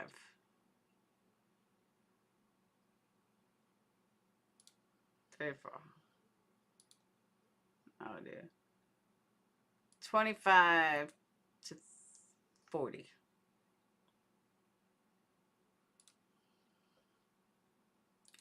Male.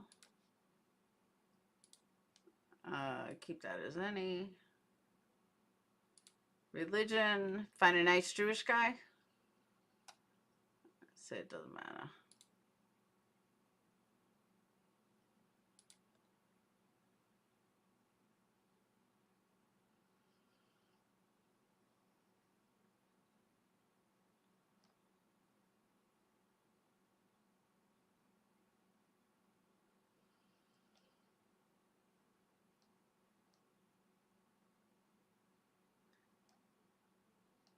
See, all these guys are just living their life. Actually, you know what? I'm going to change this. Years served. 25 to 50.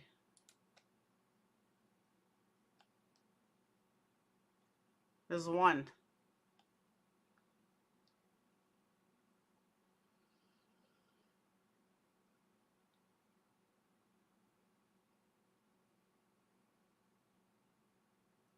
I've been incarcerated since I was 15. So I now know very little about life in the free world. I wonder what he did.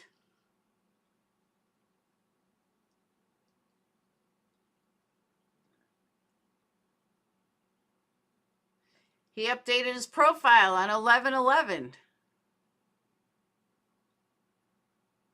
1111. I just happened to pull that up. I guess they don't do death row anymore because they had death row. They just hit me with a super chat. Who was that? You didn't have to do that. Use a big dog supporter and you prove that. There's plenty other ways to help subscribe to chat. But Thank you, whatever that was. I don't know if it was super chat or I have it all set up.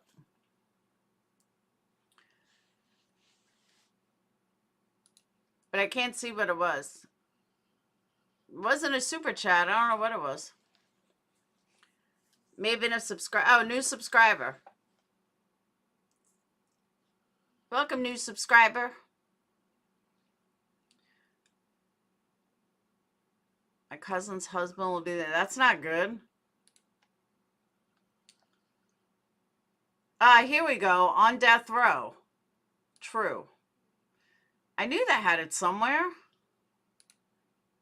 True.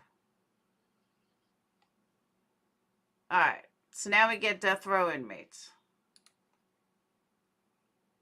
Oh. There you go. These guys are all on death row.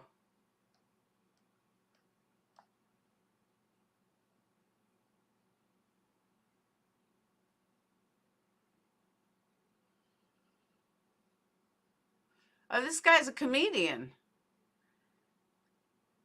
He likes Star Trek and Star Wars. So don't use that against him.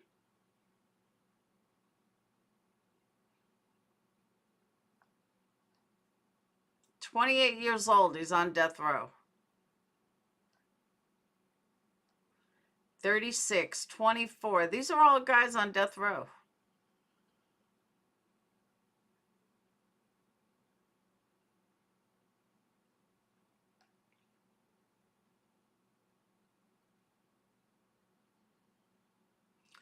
When you stand in front of a judge at 22 and he gives you that natural life, it is over for you.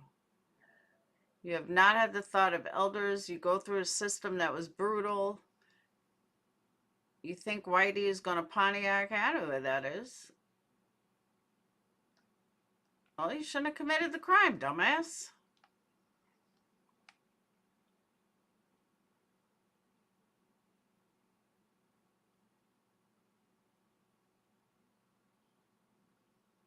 Oh, this guy wants you to write him because he draws. This is nationwide, not just state. Hey, this guy's excited to meet you.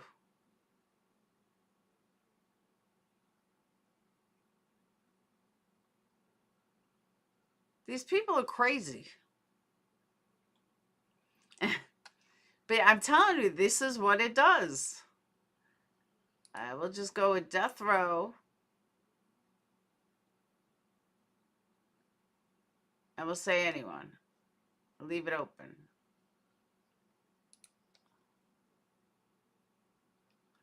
I put recently added.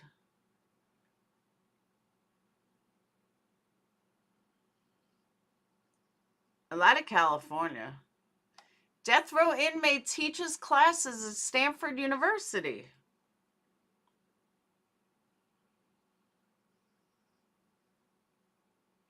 He teaches a dance class. A guy on death row is teaching a dance class.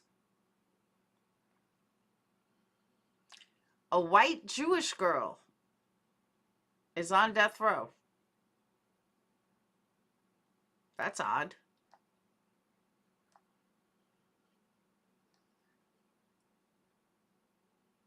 This guy's a very outgoing person.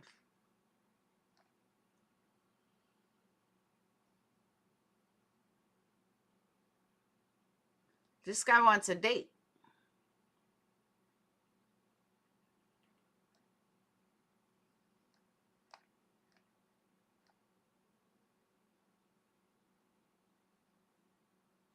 I'm looking for an outgoing, open-minded, kind-hearted people. Okay.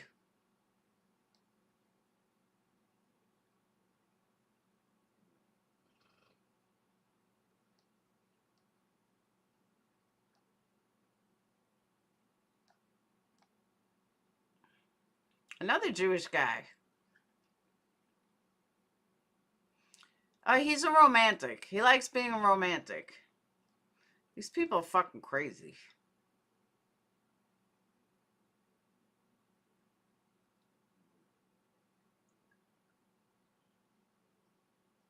If you murdered someone, you can get the fuck off the planet, as far as I'm concerned. Oh, of course they lie. But I think it's comical. They should have thought of friend zone before they committed their crime that landed them on death row. I got no respect for these people at all.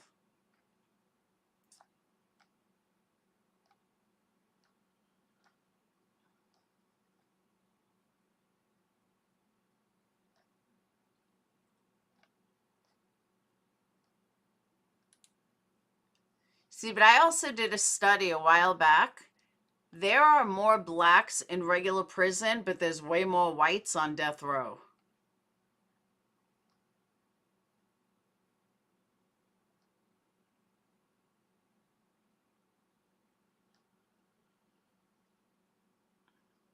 "29 years old, he's on death row. That sucks. Hey, he's got my name. And he's a Wiccan. Maybe I should write him.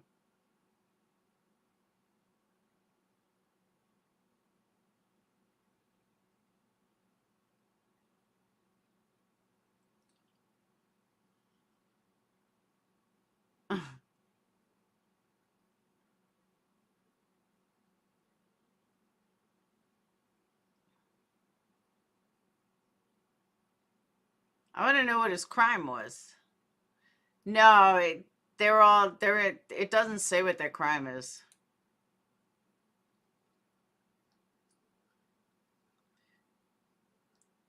Here we go. He was born on February. Why do I keep pulling up people with 1s and 2s? He was born February 12th. That's more 1s and 2s.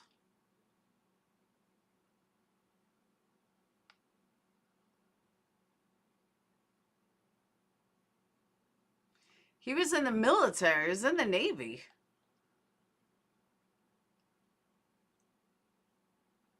I'm curious what he did.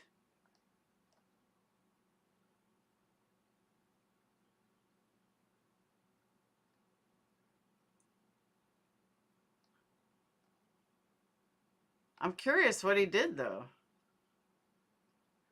Come on, he could be like a long-lost relative that I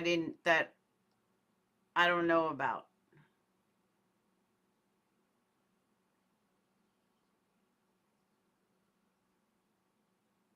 Oh, I know. That's what I'm saying, lead with love. I'm going to Moon Patch. I was wondering if I could see it here.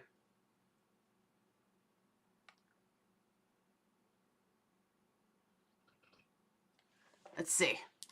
Let's check it out.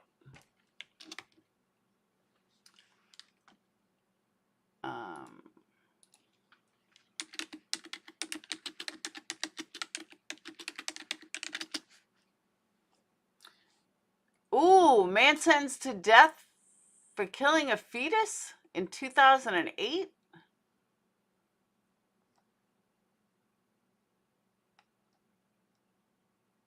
"29-year-old man convicted of murder for using a chainsaw to cut a hole in the door of his estranged wife's apartment before shooting her, killing her boyfriend and her fetus. He was sentenced to death Thursday." So he killed his ex and her boyfriend. William Keck was convicted last week on 5 counts, including first-degree murder, attempted murder, manslaughter, killing an unborn quick child in the November 3rd, 2008 shooting.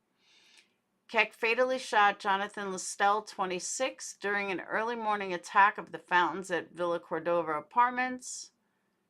During the attack, Keck also shot his estranged wife, Angel Reyes, 8 times. The 18-week-old fetus fathered by Listell was struck by at least one bullet during the attack and died. Las Vegas said Keck used a chainsaw to cut a hole in the apartment door. He then shot the doorknob off and fired 21 rounds into the hole. The incident was all recorded on a 911 call. Ooh, I'd like to hear that 911 call. Keck told investigators he was deeply in love with his wife. However, he dated other women after the couple separated.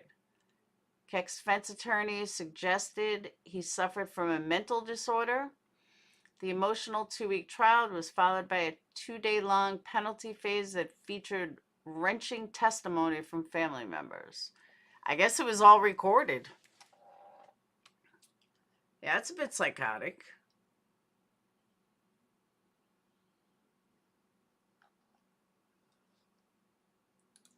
Well, we won't be writing you, Mr. William Keck.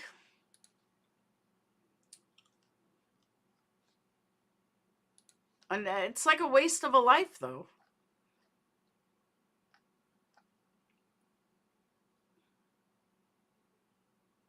This chick's talking about journeys. Let's see what she did.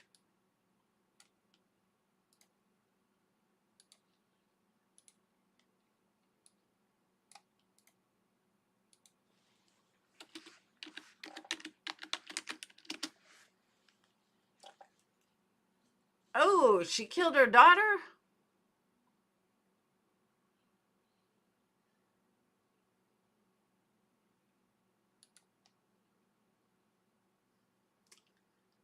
She killed a man and his 9-year-old daughter in an attempted robbery. Sentenced to death for the murders of 9-year-old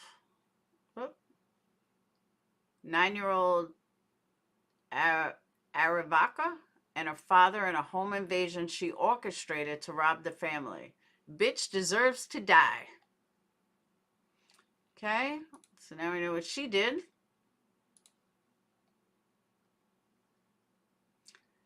$24?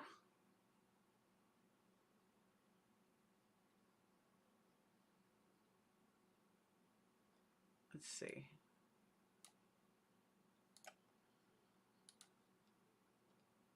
Nevada, another Nevada.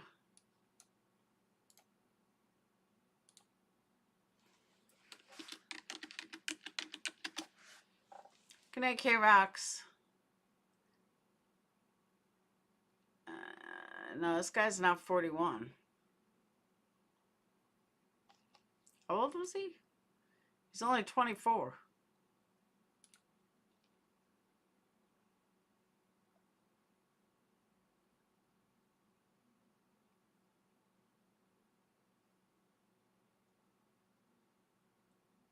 Let's see, lied about his age.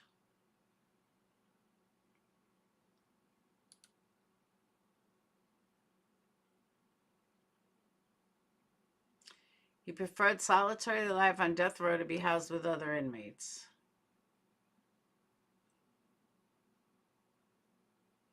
I guess it was him.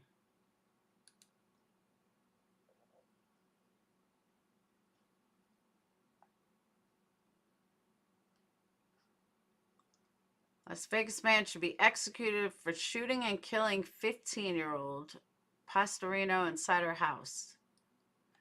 I don't know, this one's saying he was 41, though, but that says he's 25.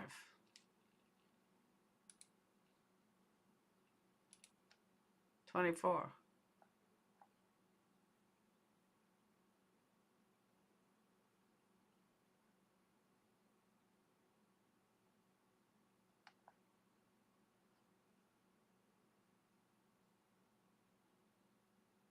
Hey, look, you can go visit him. I don't know.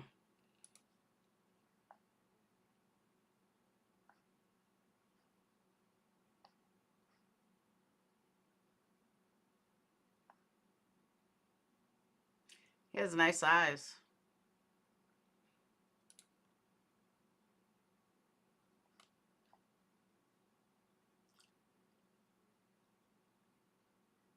He's an artist, a philosopher, a poet, a warrior, and a transformed man.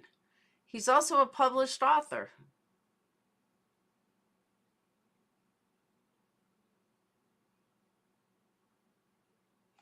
All right, I gotta see what this guy did.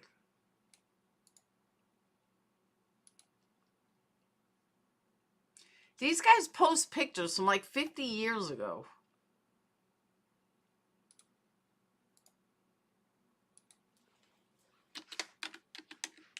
Vegas. Oh.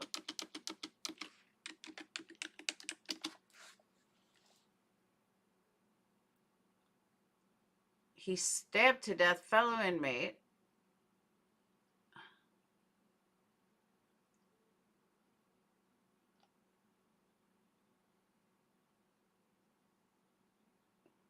Yeah, but why was he on death row to begin with?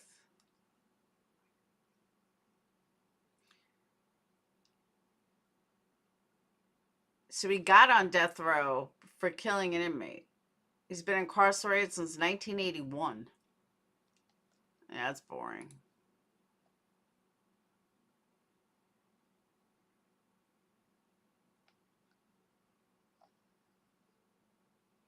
That's it. We hit all death row inmates.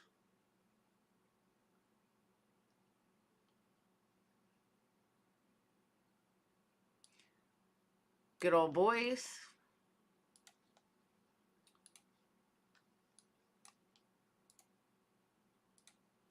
Texas.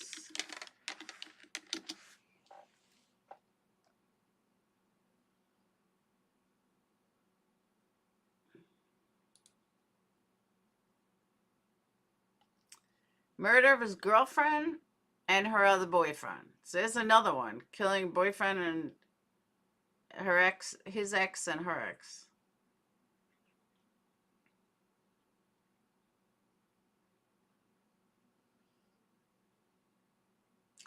Thompson is featured in the 5th episode of the Netflix series I Am a Killer.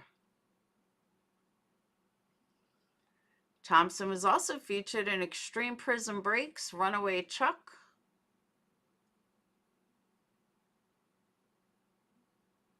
Oh, he's got all sorts of media. Oh, he also escaped.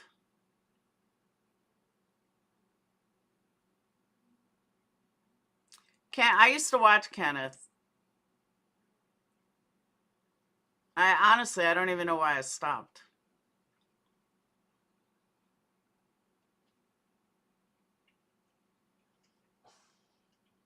This guy's got some heavy media behind him.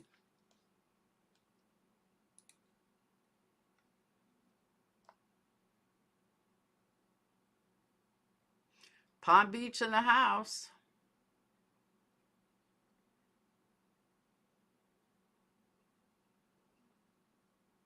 These guys are crazy.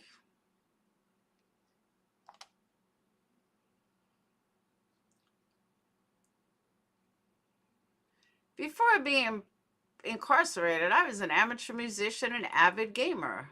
Yeah, I got you far there, David. Whoop. Let's see why you're on death row.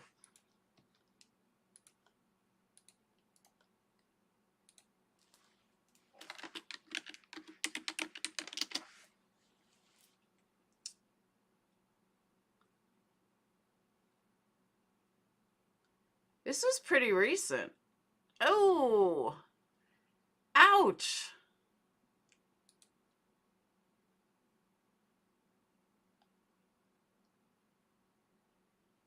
He killed 37-year-old Wendy, dismembered her body, stuffed it into trash bags in July of 2016.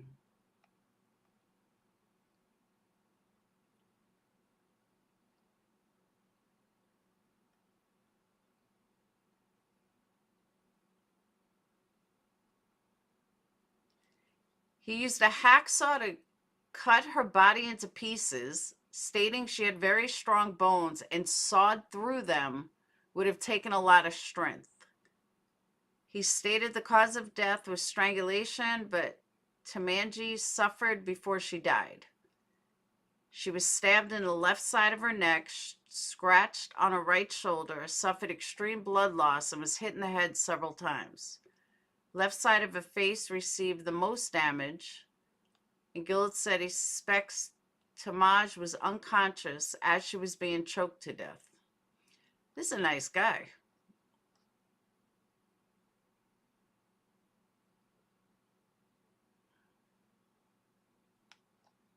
He's not dead yet.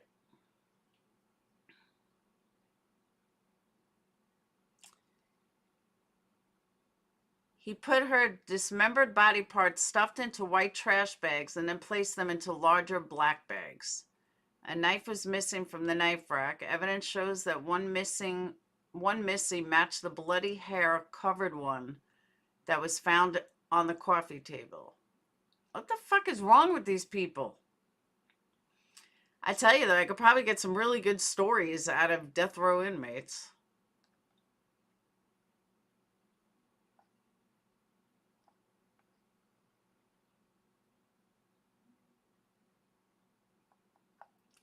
That's crazy.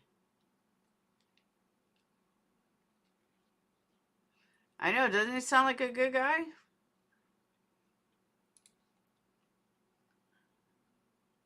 Looking for freedom. Let's see what this guy did.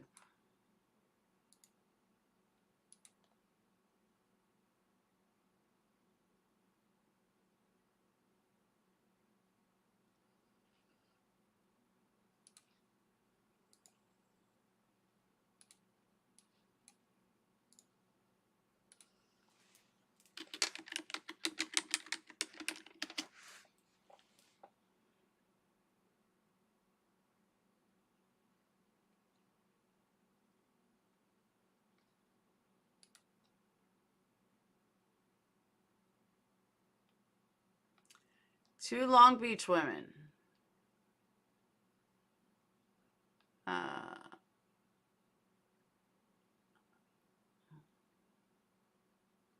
Martinez stabbed each of his victims multiple times. Was found by a transient.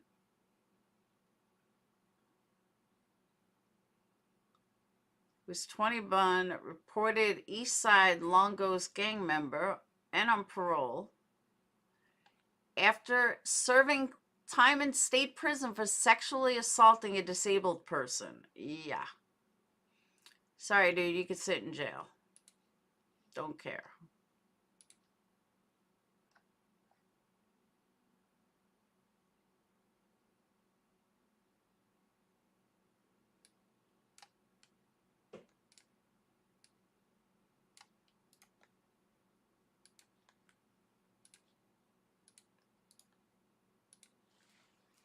See, at least the guy that I found was a really good story.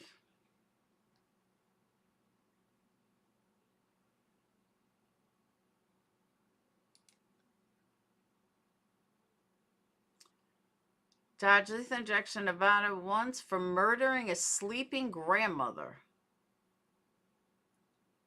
Costello had eaten his last meal. A cheeseburger was 90 minutes away from death when they stopped it. Whoa. I think he went to see if he could get his sheath back, Lex.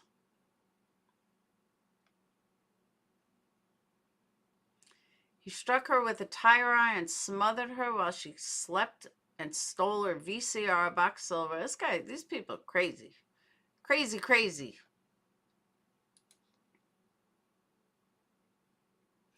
Yeah, his grandmother. I don't know if it was his grandmother, somebody else's grandmother.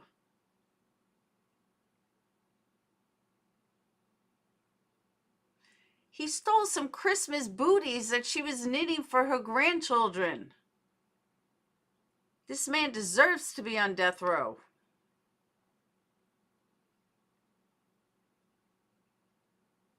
Oh, I didn't know that judge denied Peterson a new trial. I didn't know that. I thought she was going to do it.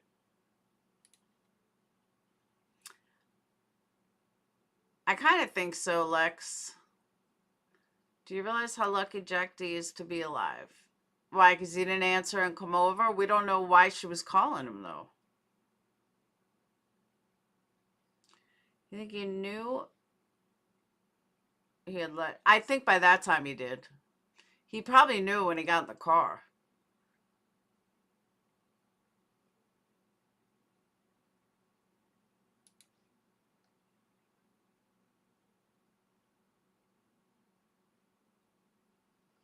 That Uber Eats driver's lucky, but I'm telling you, I really believe that he went in right after him. I really do. I think that's how he got in.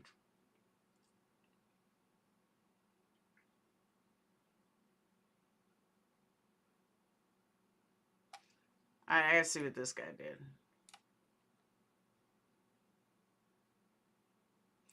Because this guy likes good talks.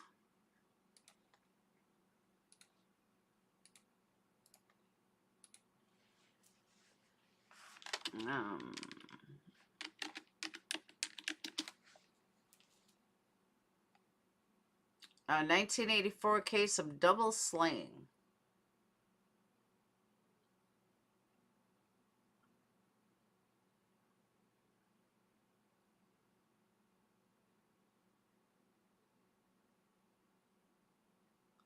Murdered his grandparents. How do you murder your own grandparents?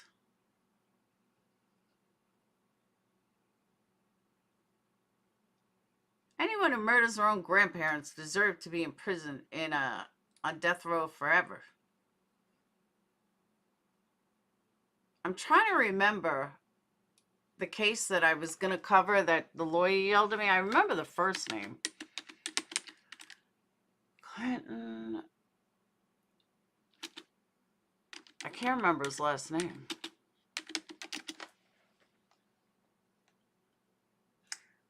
Oh, he was released. Maybe that's why they told me to keep quiet.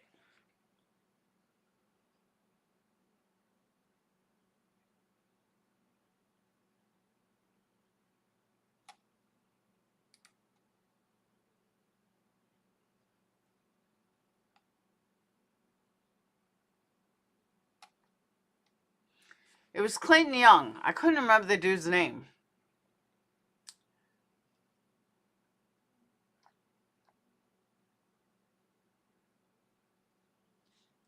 Has been arrested again? You dum-dum.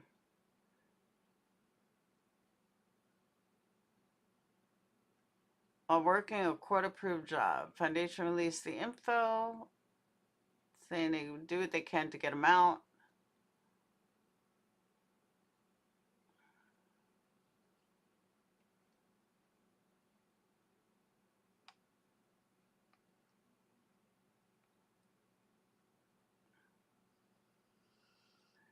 I'm shocked they got him off of death row.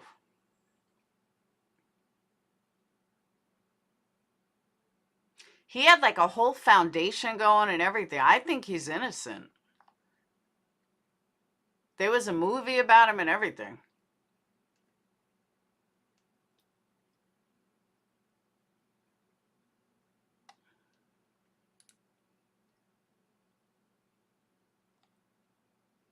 A few months ago. Tonight, we can confirm that Clinton Young is out on bail. The first time out of jail in more than 20 years. This video of Young was posted to a Facebook group dedicated to his release. He just got out of the Midland County Jail and wanted to touch the grass. You'll remember Young was convicted of murdering 2 Midlanders back in 2001 and was sentenced to death in 2003. He has insisted that he was framed.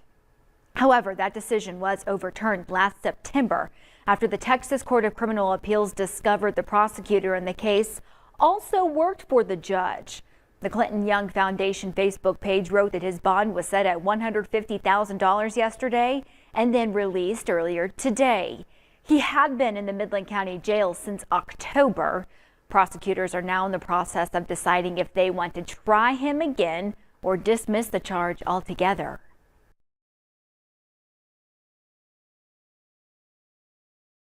No, he was framed. I'm not joking. I did a lot of research on that case. He was framed. But I had a Facebook group going. I was like writing him.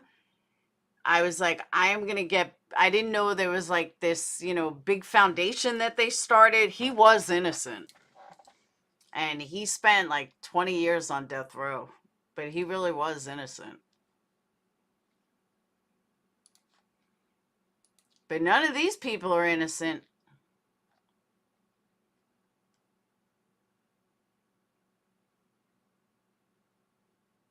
These people are guilty as fuck.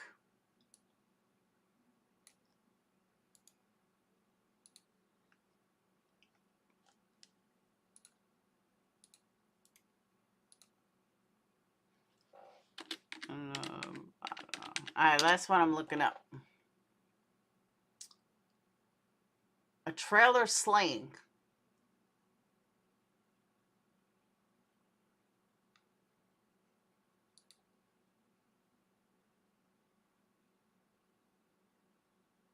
Las Vegas police looking for information about anyone seen driving a beat-up white Chevy. Kegel hung sheetrock, most recently at construction. New York hotel was bludgeoned to death. No.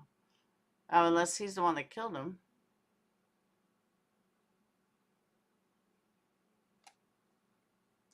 No, because that guy's in jail.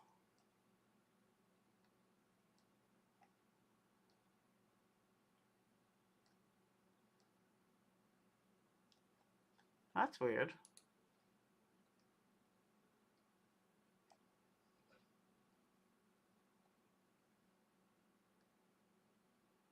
Oh, Maryland. I said Nevada.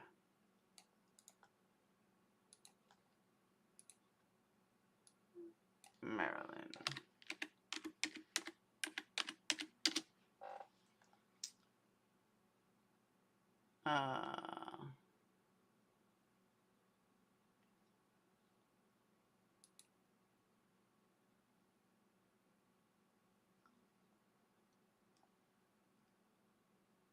North Carolina prisoner convicted of murder. He's a drifter, went town to town in various names, dancing in bars. Decided to visit a gay nightclub.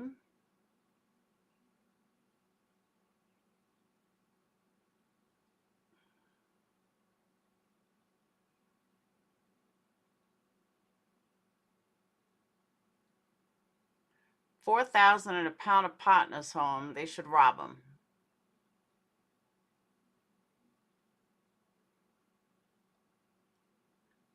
Imagine being on death row for robbing someone for $4,000. Do I have anything on YZT about him? What's YZT? About Clinton Young on YouTube? No. His lawyer stopped it. I probably still have the letter somewhere. But she wrote me all pissed off. I was like, screw you. You know what? As a matter of fact, hold on. Hold on.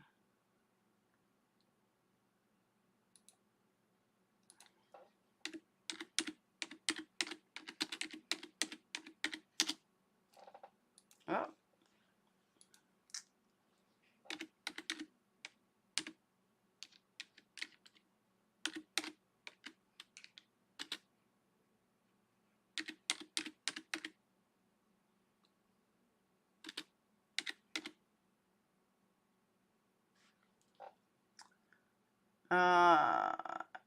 See, they say you can see Facebook messages. I don't.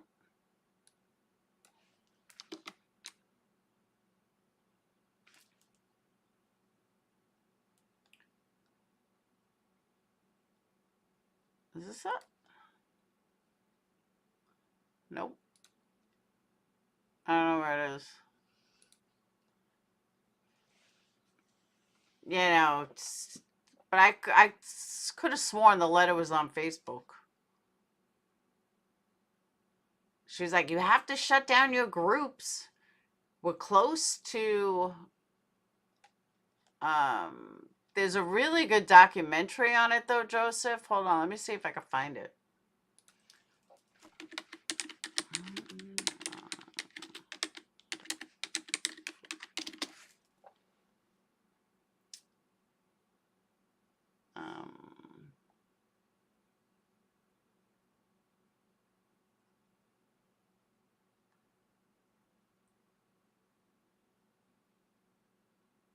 See, FD Crime put it out just not too long ago.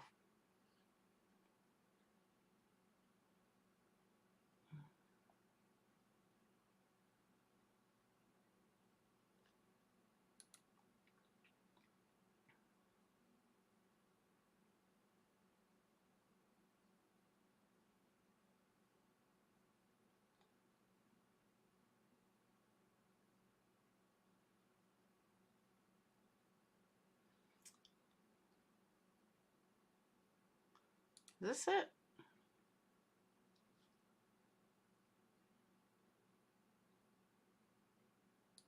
Yeah, I think this is it.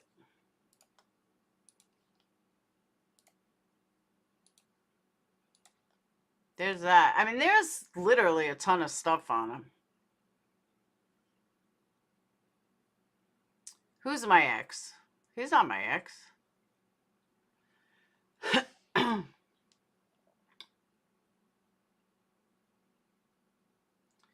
But it's really, I really believed he was innocent. I still do. He has a Murderpedia on him.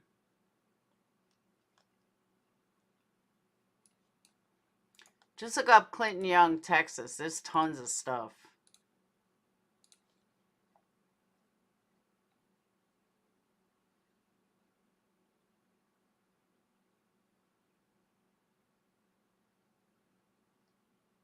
I'm glad he got out, though. I think that's great. He was 19. He was sentenced to die for a crime he didn't do.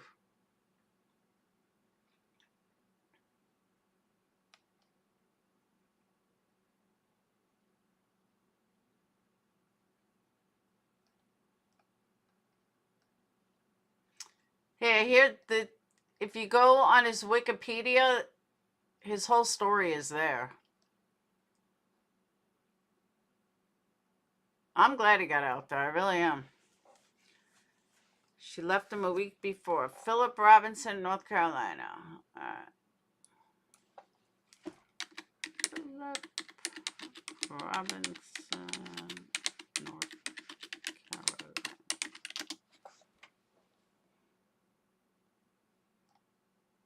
Carolina. Doesn't show anything.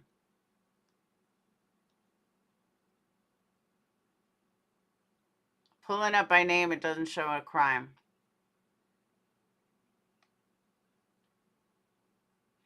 Janelle, do you remember that when that lawyer wrote me a letter saying I had to shut down the Facebook group?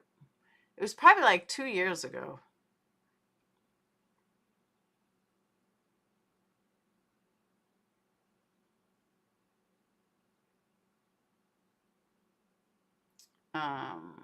One night can change a person's life. You got that right. Yeah, nothing comes up.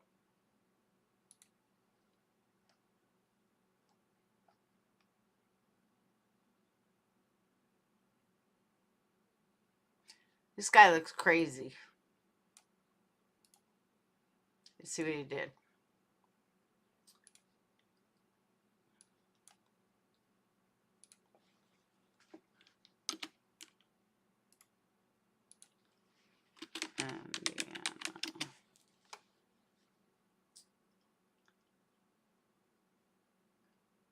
Killed 2 campers.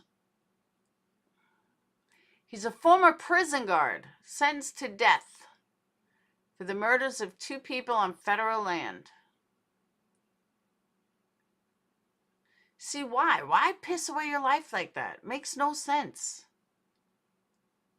You got a good life.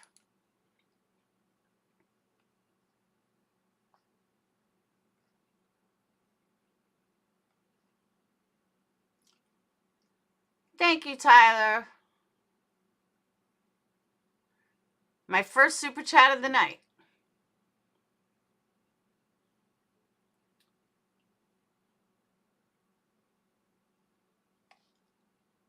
My song.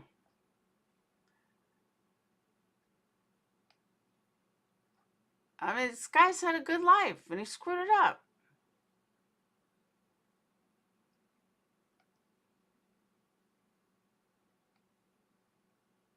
He faced 6 counts, including robbery and auto burglary.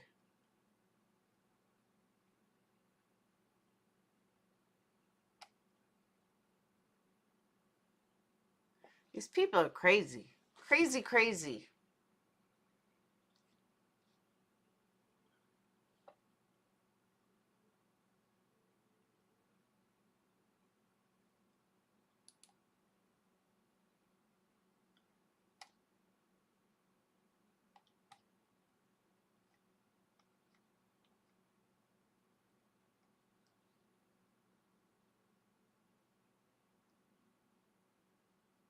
So this chick murdered a child molester in court.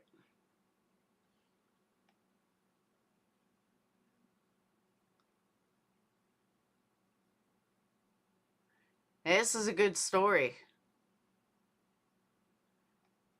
Some guy sexually assaulted and murdered her daughter, and she killed him in court. Good for her.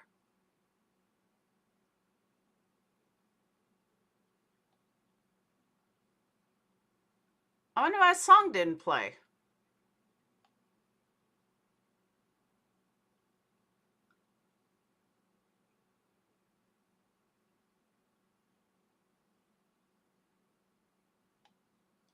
Ah, she ended up dying.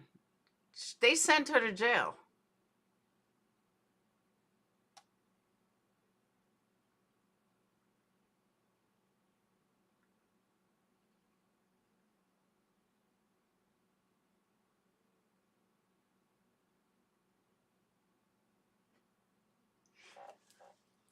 Wow. He was a convicted sex offender who was previously convicted of sexual assault and underwent chemical castration in order to get out of prison early. However, once outside of prison, he would take hormones to reverse the chemical castration. On the day that Anna was abducted, she would be sexually assaulted and murdered. When he was arrested, told police that Anna told him she was going to tell her mother that he inappropriately touched her and he feared going back to prison, so he killed her. On the 3rd day of trial, she smuggled a gun in the courtroom. As she sat beside her daughter's monster, Marianne would take a gun out and shoot him 8 times. He died almost instantly. And she'd be charged with murder that was reduced to manslaughter. Fuck that. I would never have convicted her. She did 6 years.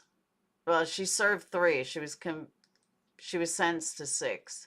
She should have received nothing. Nothing.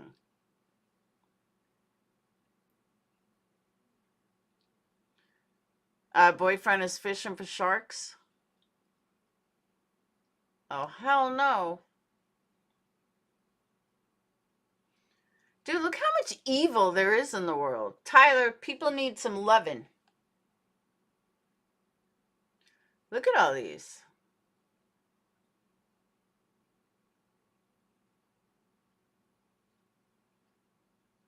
Teen killer murders family.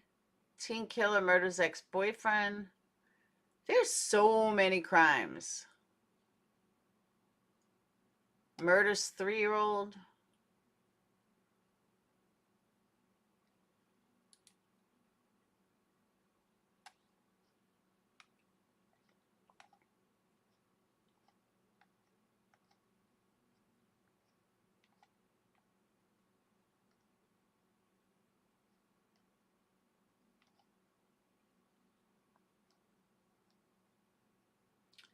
He was 15. He murdered his stepmom and his 3 young stepbrothers. They do need Jesus, I'm telling you. It's crazy. Look at all these crimes.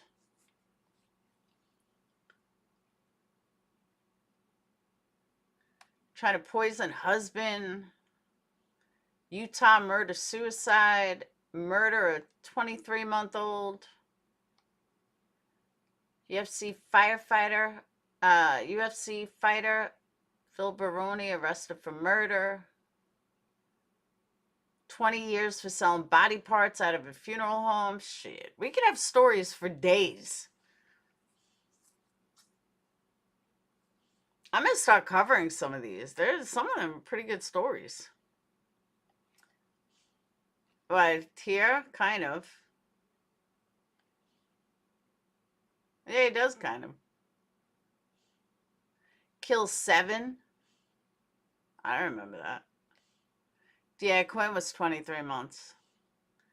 Did you hear about the first grade little boy who shot his teacher? No. Why did a first grader have a gun?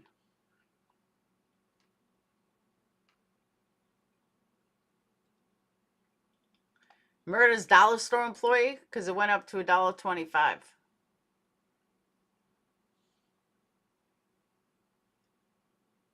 He stabbed the employee who was 22.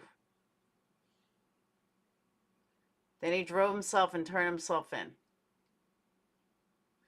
He was murdered with a machete.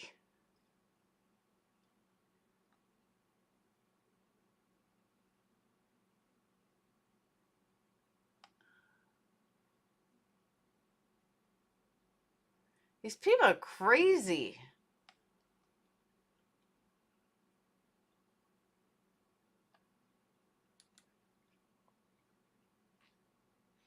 Was it worth it, homie?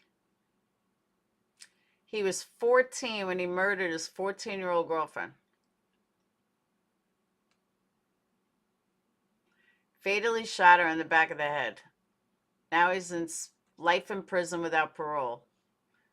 14 years old.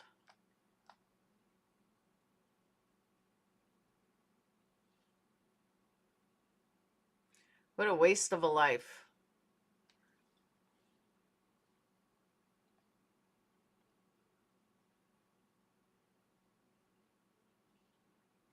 Well, honestly, there's no shortage of stories. No shortage of stories to cover. Hey, Olivia. I don't want to see someone starve their kid to death.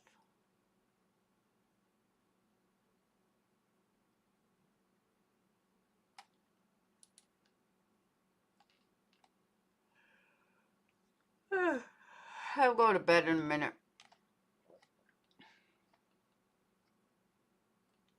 Oh, this is the one we saw. That was the guy we looked up.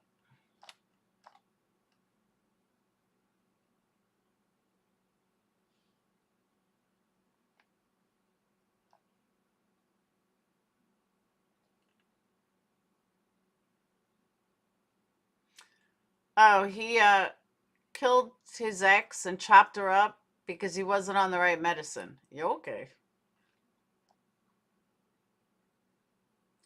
Double murder.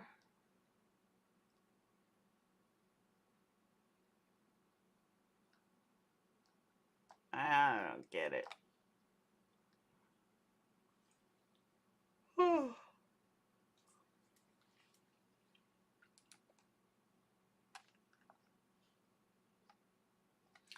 Yeah, this bitch is crazy.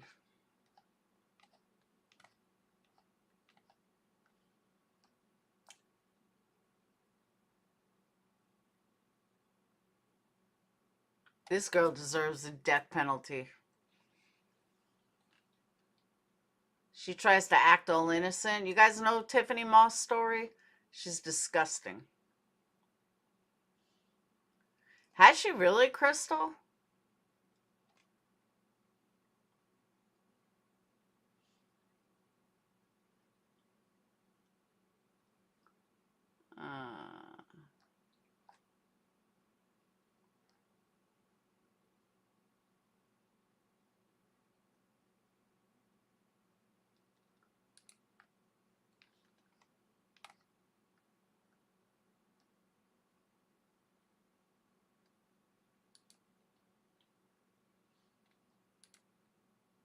She don't look like a murderer.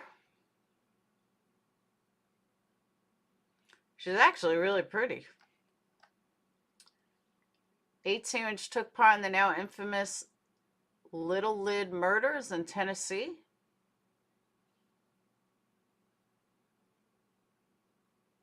Little Lid family just attended Jehovah's Witness. The father approached the group, spread the word, but what he did not know is Natasha and a group were planning on carjacking his van in order to complete their trip. The Lid family was consisted of Viter, his wife, and 2 kids. They were forced at gunpoint to their van, which was then drove into a remote location. Who exactly shot them is not 100% clear. However, 14-year-old Jason Bryan and other male members of the group were involved. Viter and Defina would both die at the scene. 6-year-old Tabitha died on the way to the hospital, and 2-year-old Peter would survive, but would lose the sight of one of his eyes. This looks interesting. Tasha and a group was soon arrested and charged with 3 murders. All the group members who were 18 years plus would take a plea deal in order for the death penalty to be taken off the table. The younger members would ultimately receive the same sentences. A number of years later, Natasha and death row inmate Krista Pike would both be charged and convicted in the attempted murder of another inmate. She's a tough bitch.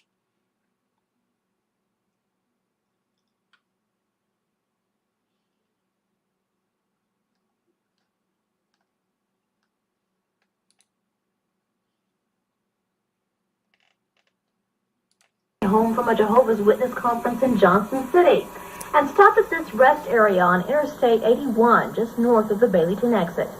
As fate would have it, another group of travelers stopped at the rest area at the same time.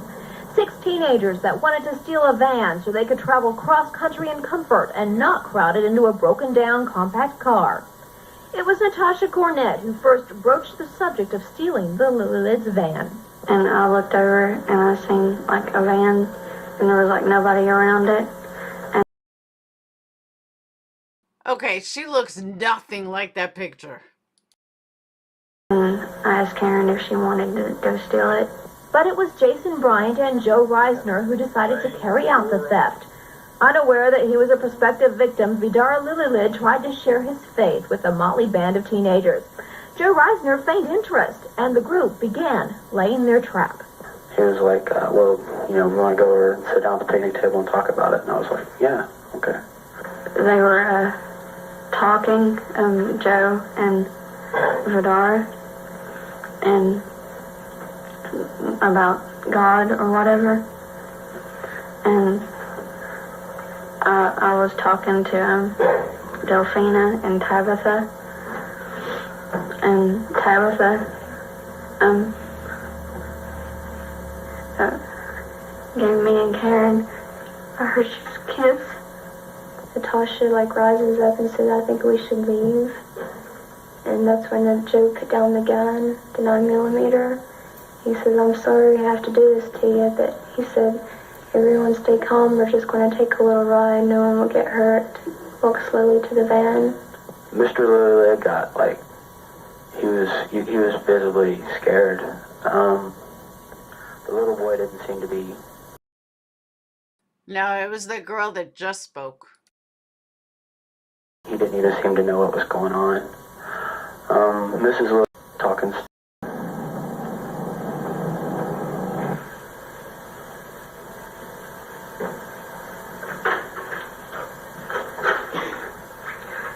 Delphina said, please don't hurt us. And that's when Jason took out the 25mm, not millimeter, but caliber pistol, and pointed at Tabitha and Delphina. Delphina started singing to calm Tabitha down, and Jason told her to shut up. She had taught Tabitha about guns, and that's why she was so scared. I told her it would be okay, that nobody would hurt her. And I promised I wouldn't let anybody hurt her.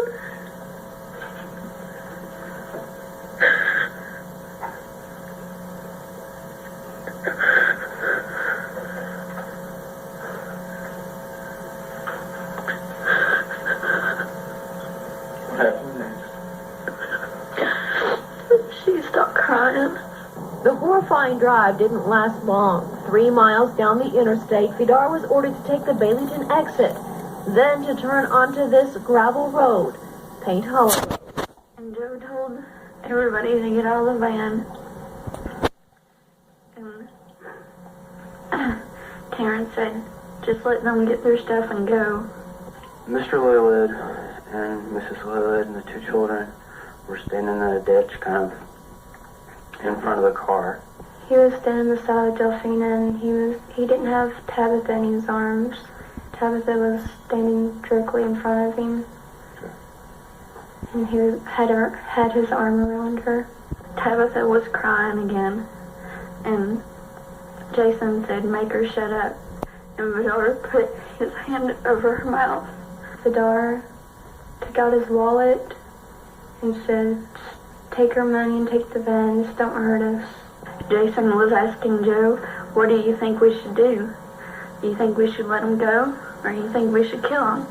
And Joe said, I don't know, man, what do you think that we should do? And he said, I think we should kill him. I remember Natasha, trying to make Jason promise not to hurt the little kids. I started begging Jason not to do it. And he just wouldn't listen. And I knew somebody was going to die. So I walked over in front of the family. And I told him that I couldn't stop him from killing someone. So please don't let him hurt the kids. Will you please give me the kids so he won't hurt them? Vidar, tightens his grip on Tabitha. He has one of his hands over her mouth because she was crying really bad.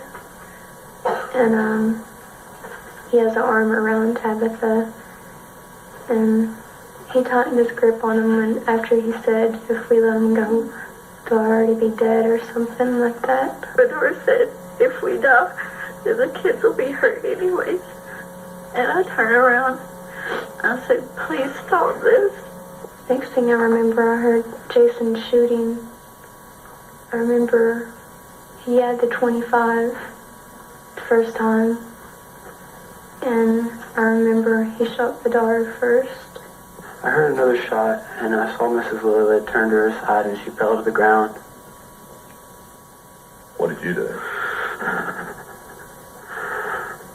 I jumped into the van, and I closed the door, and I started to cry. I looked over at the car, and Crystal had her hands on her face, and Dean bowed down his head, and then I looked away. I remember Jason yelling, saying they're still effing alive. He grabbed the 9 out of the floor, and he ran out, and I looked back, and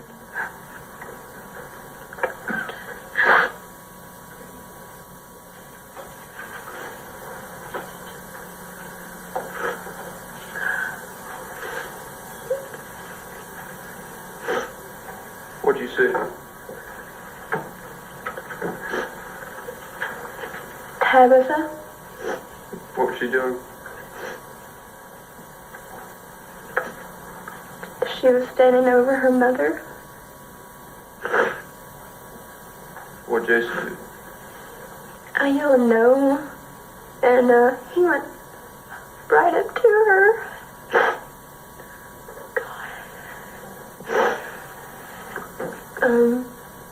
He went right up to her and shot her. He shot him all over again. When he came back,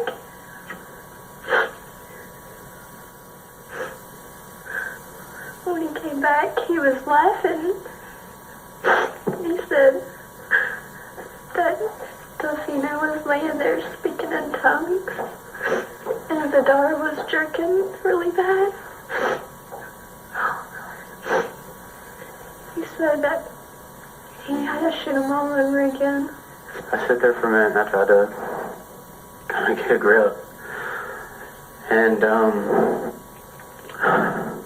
I pulled the van forward, and I pulled the van forward until I saw this house up there.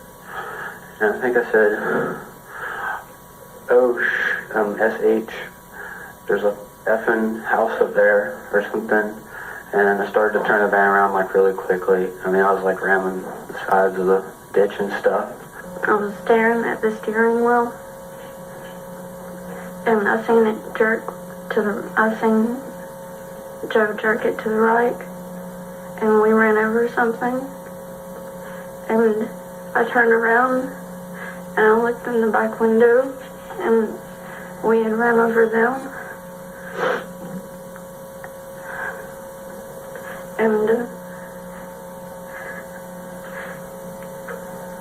And Jason said, that little girl looks like she just got effed. She's all sprawled out. And he was laughing about it.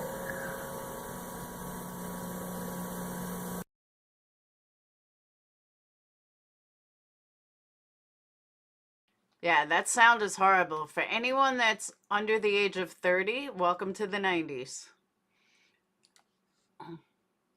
There is no, like, actual link. I'll give you the link for the whole thing.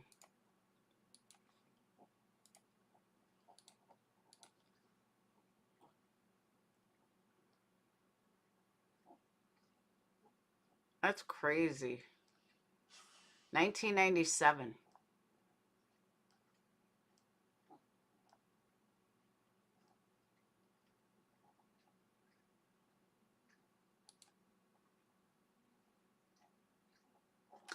Oh, come on.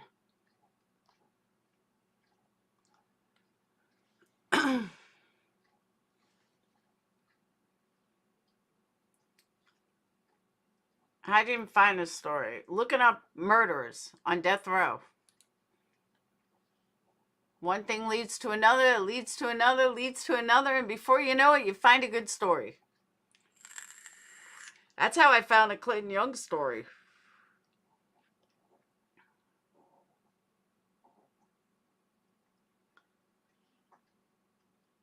But this chick's guilty.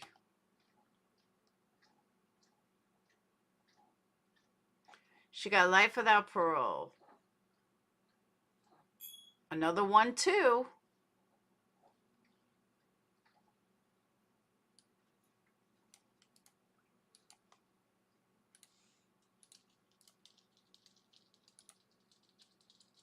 Oh, there's a movie?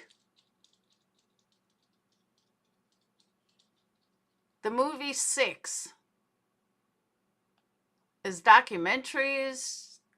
There's a whole bunch of stuff. Occult crimes. Oh, there's tons of stuff on this case. 25 years after gruesome murders, community remembers. That was just this year, last year.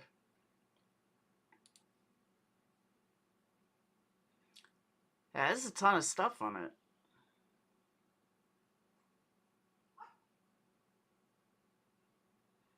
Wow, these are the two that we just watched.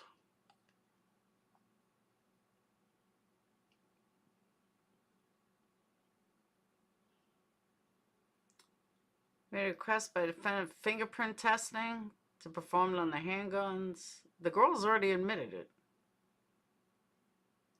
It was one of the most sensationalized murder cases of the 90s. I don't remember it.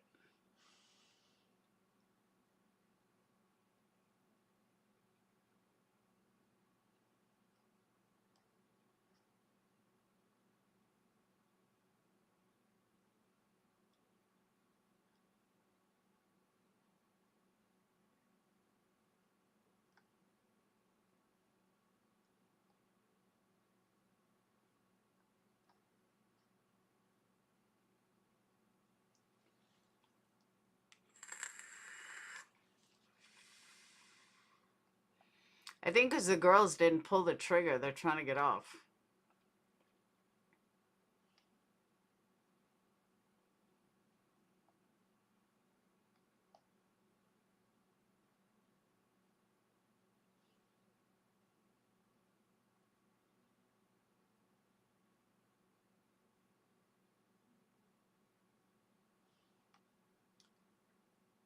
I don't remember it, though.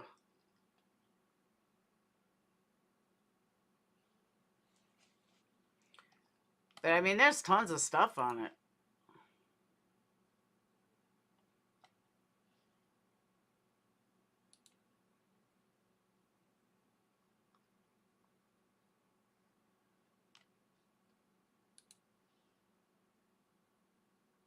That's Karen Howell. Edward Mullins. Crystal. Wow, she did not age well.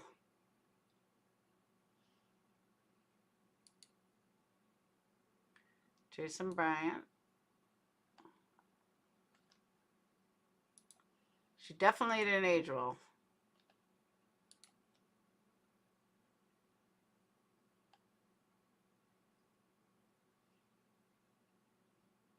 The author of this movie is also has a book. I guess there's a movie about it.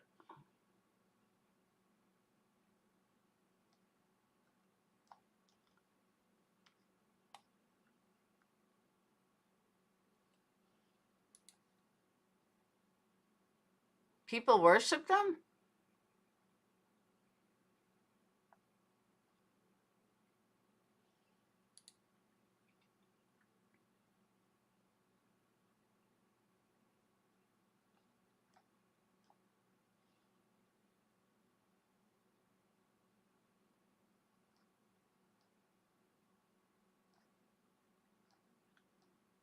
Where can you see it?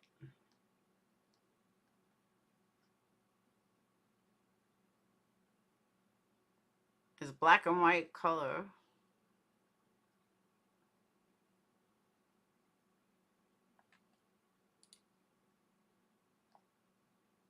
Oh. Oops.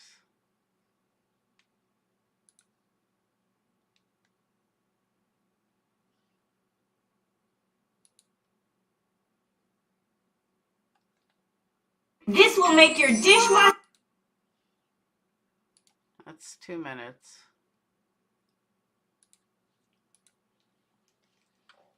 I don't know.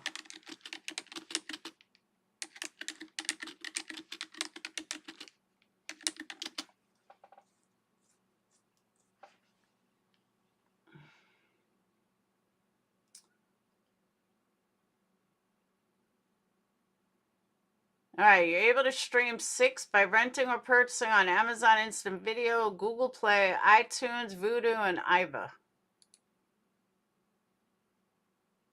Oh, wait.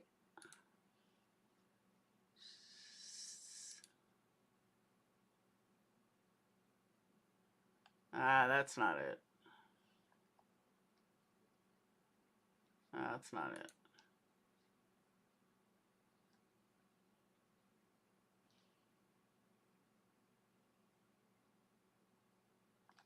I guess there's a lot of movies named 6. Kind of watch the documentary.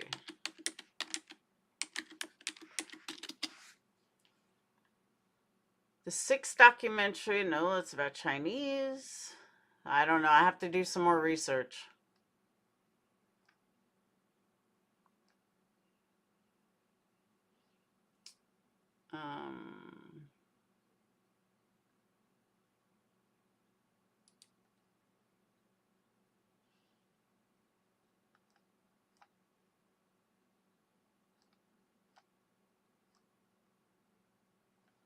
No, it's this Chinese Titanic. 6 from 2003. All right, here we go. 6 the movie.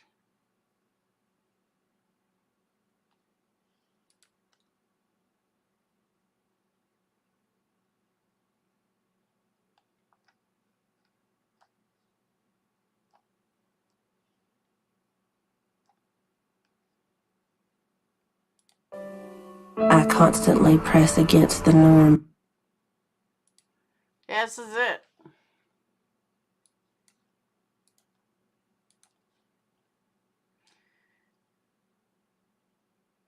No, not San Quentin 6. This is it, though.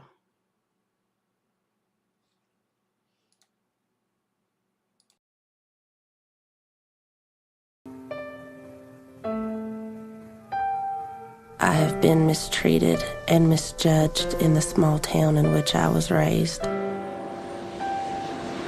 There have been occasions where society has overlooked my humanity. I am nothing. What you wish you could be, but can't.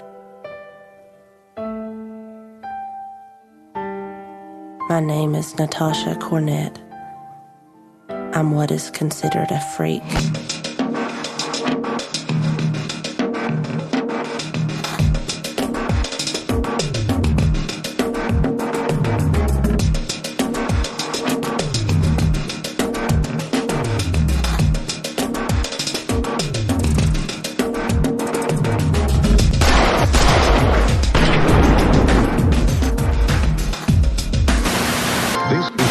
Eyewitness News at 6. Greene County authorities are investigating a shooting that claimed 4 victims, including 2 children.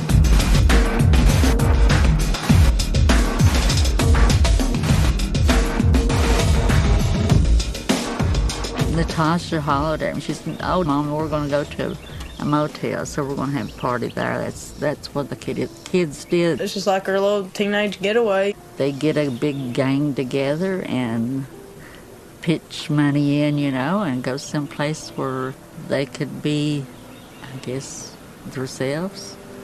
We were old enough to rent the room. We'd rent a room, get some beer, and get drunk, and that's about it. Just, have a good time, but sometimes a fight would break out or something, but that was between friends, nothing major, just typical teenage stuff.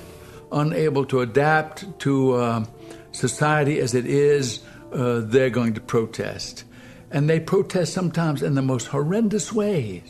So some of the things that they do are shocking and unacceptable to the mainstream of society. I don't know what they did at the motel, but some people make it sort of gory.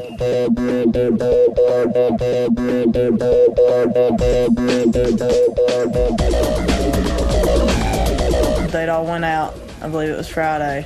We got a key to room 7. I just know there was some cutting. And Natasha and Karen was cutting on each other's arms. Crystal was there, Jason was there, and Joe and Karen. They tried to burn 666 into the floor. Holly Motel deal, they stretched that way out of proportion.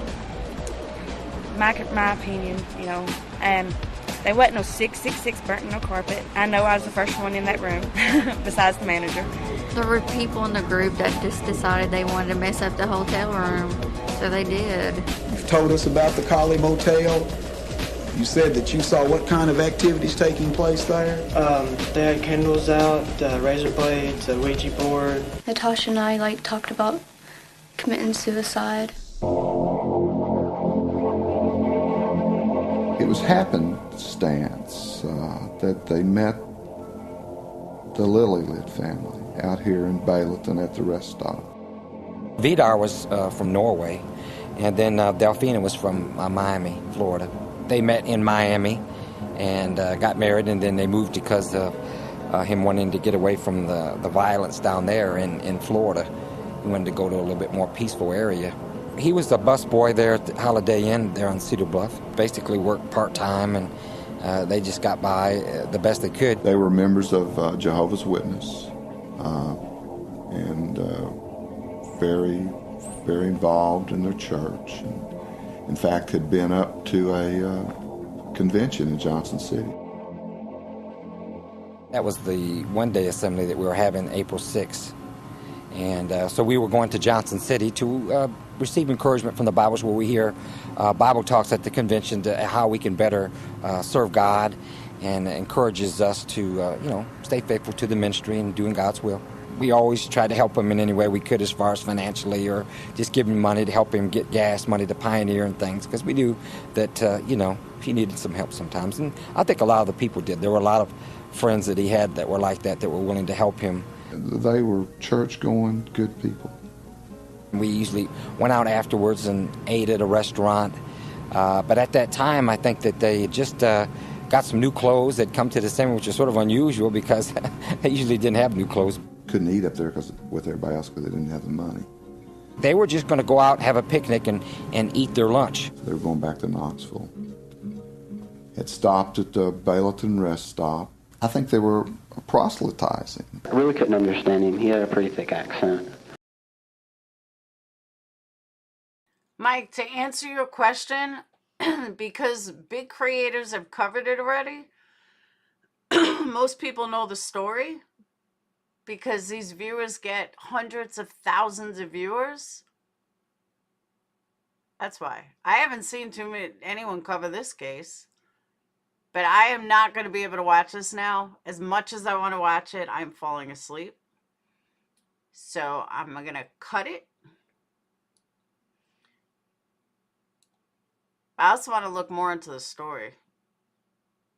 I don't remember this. I mean, I'm sure I heard it. It's saying it was a really big case. I just don't remember it. But I'm going to look more into it. I'm going to cover it tomorrow. Because there's really not much left to cover on Idaho at the moment. But I've been on for hours. I'm off to Betty bye. I think so too, Mike. You know, the photography sucks. There's nothing I can do about that. You know, that's how we used to film things. Hold up your phone or a camera and tape it. So tomorrow, definitely tomorrow. I just can't do it tonight. I'm too tired. It's 3 o'clock in the morning. That's why I'm not dropping the link, because I don't want you guys to watch it, even though you could probably look it up. I don't want you guys watching it. So we will watch it tomorrow. I will see you guys tomorrow. Have a wonderful night. That's it. Hit that like button on the way out, and I'll see you guys tomorrow. I'm going to bed. Peace.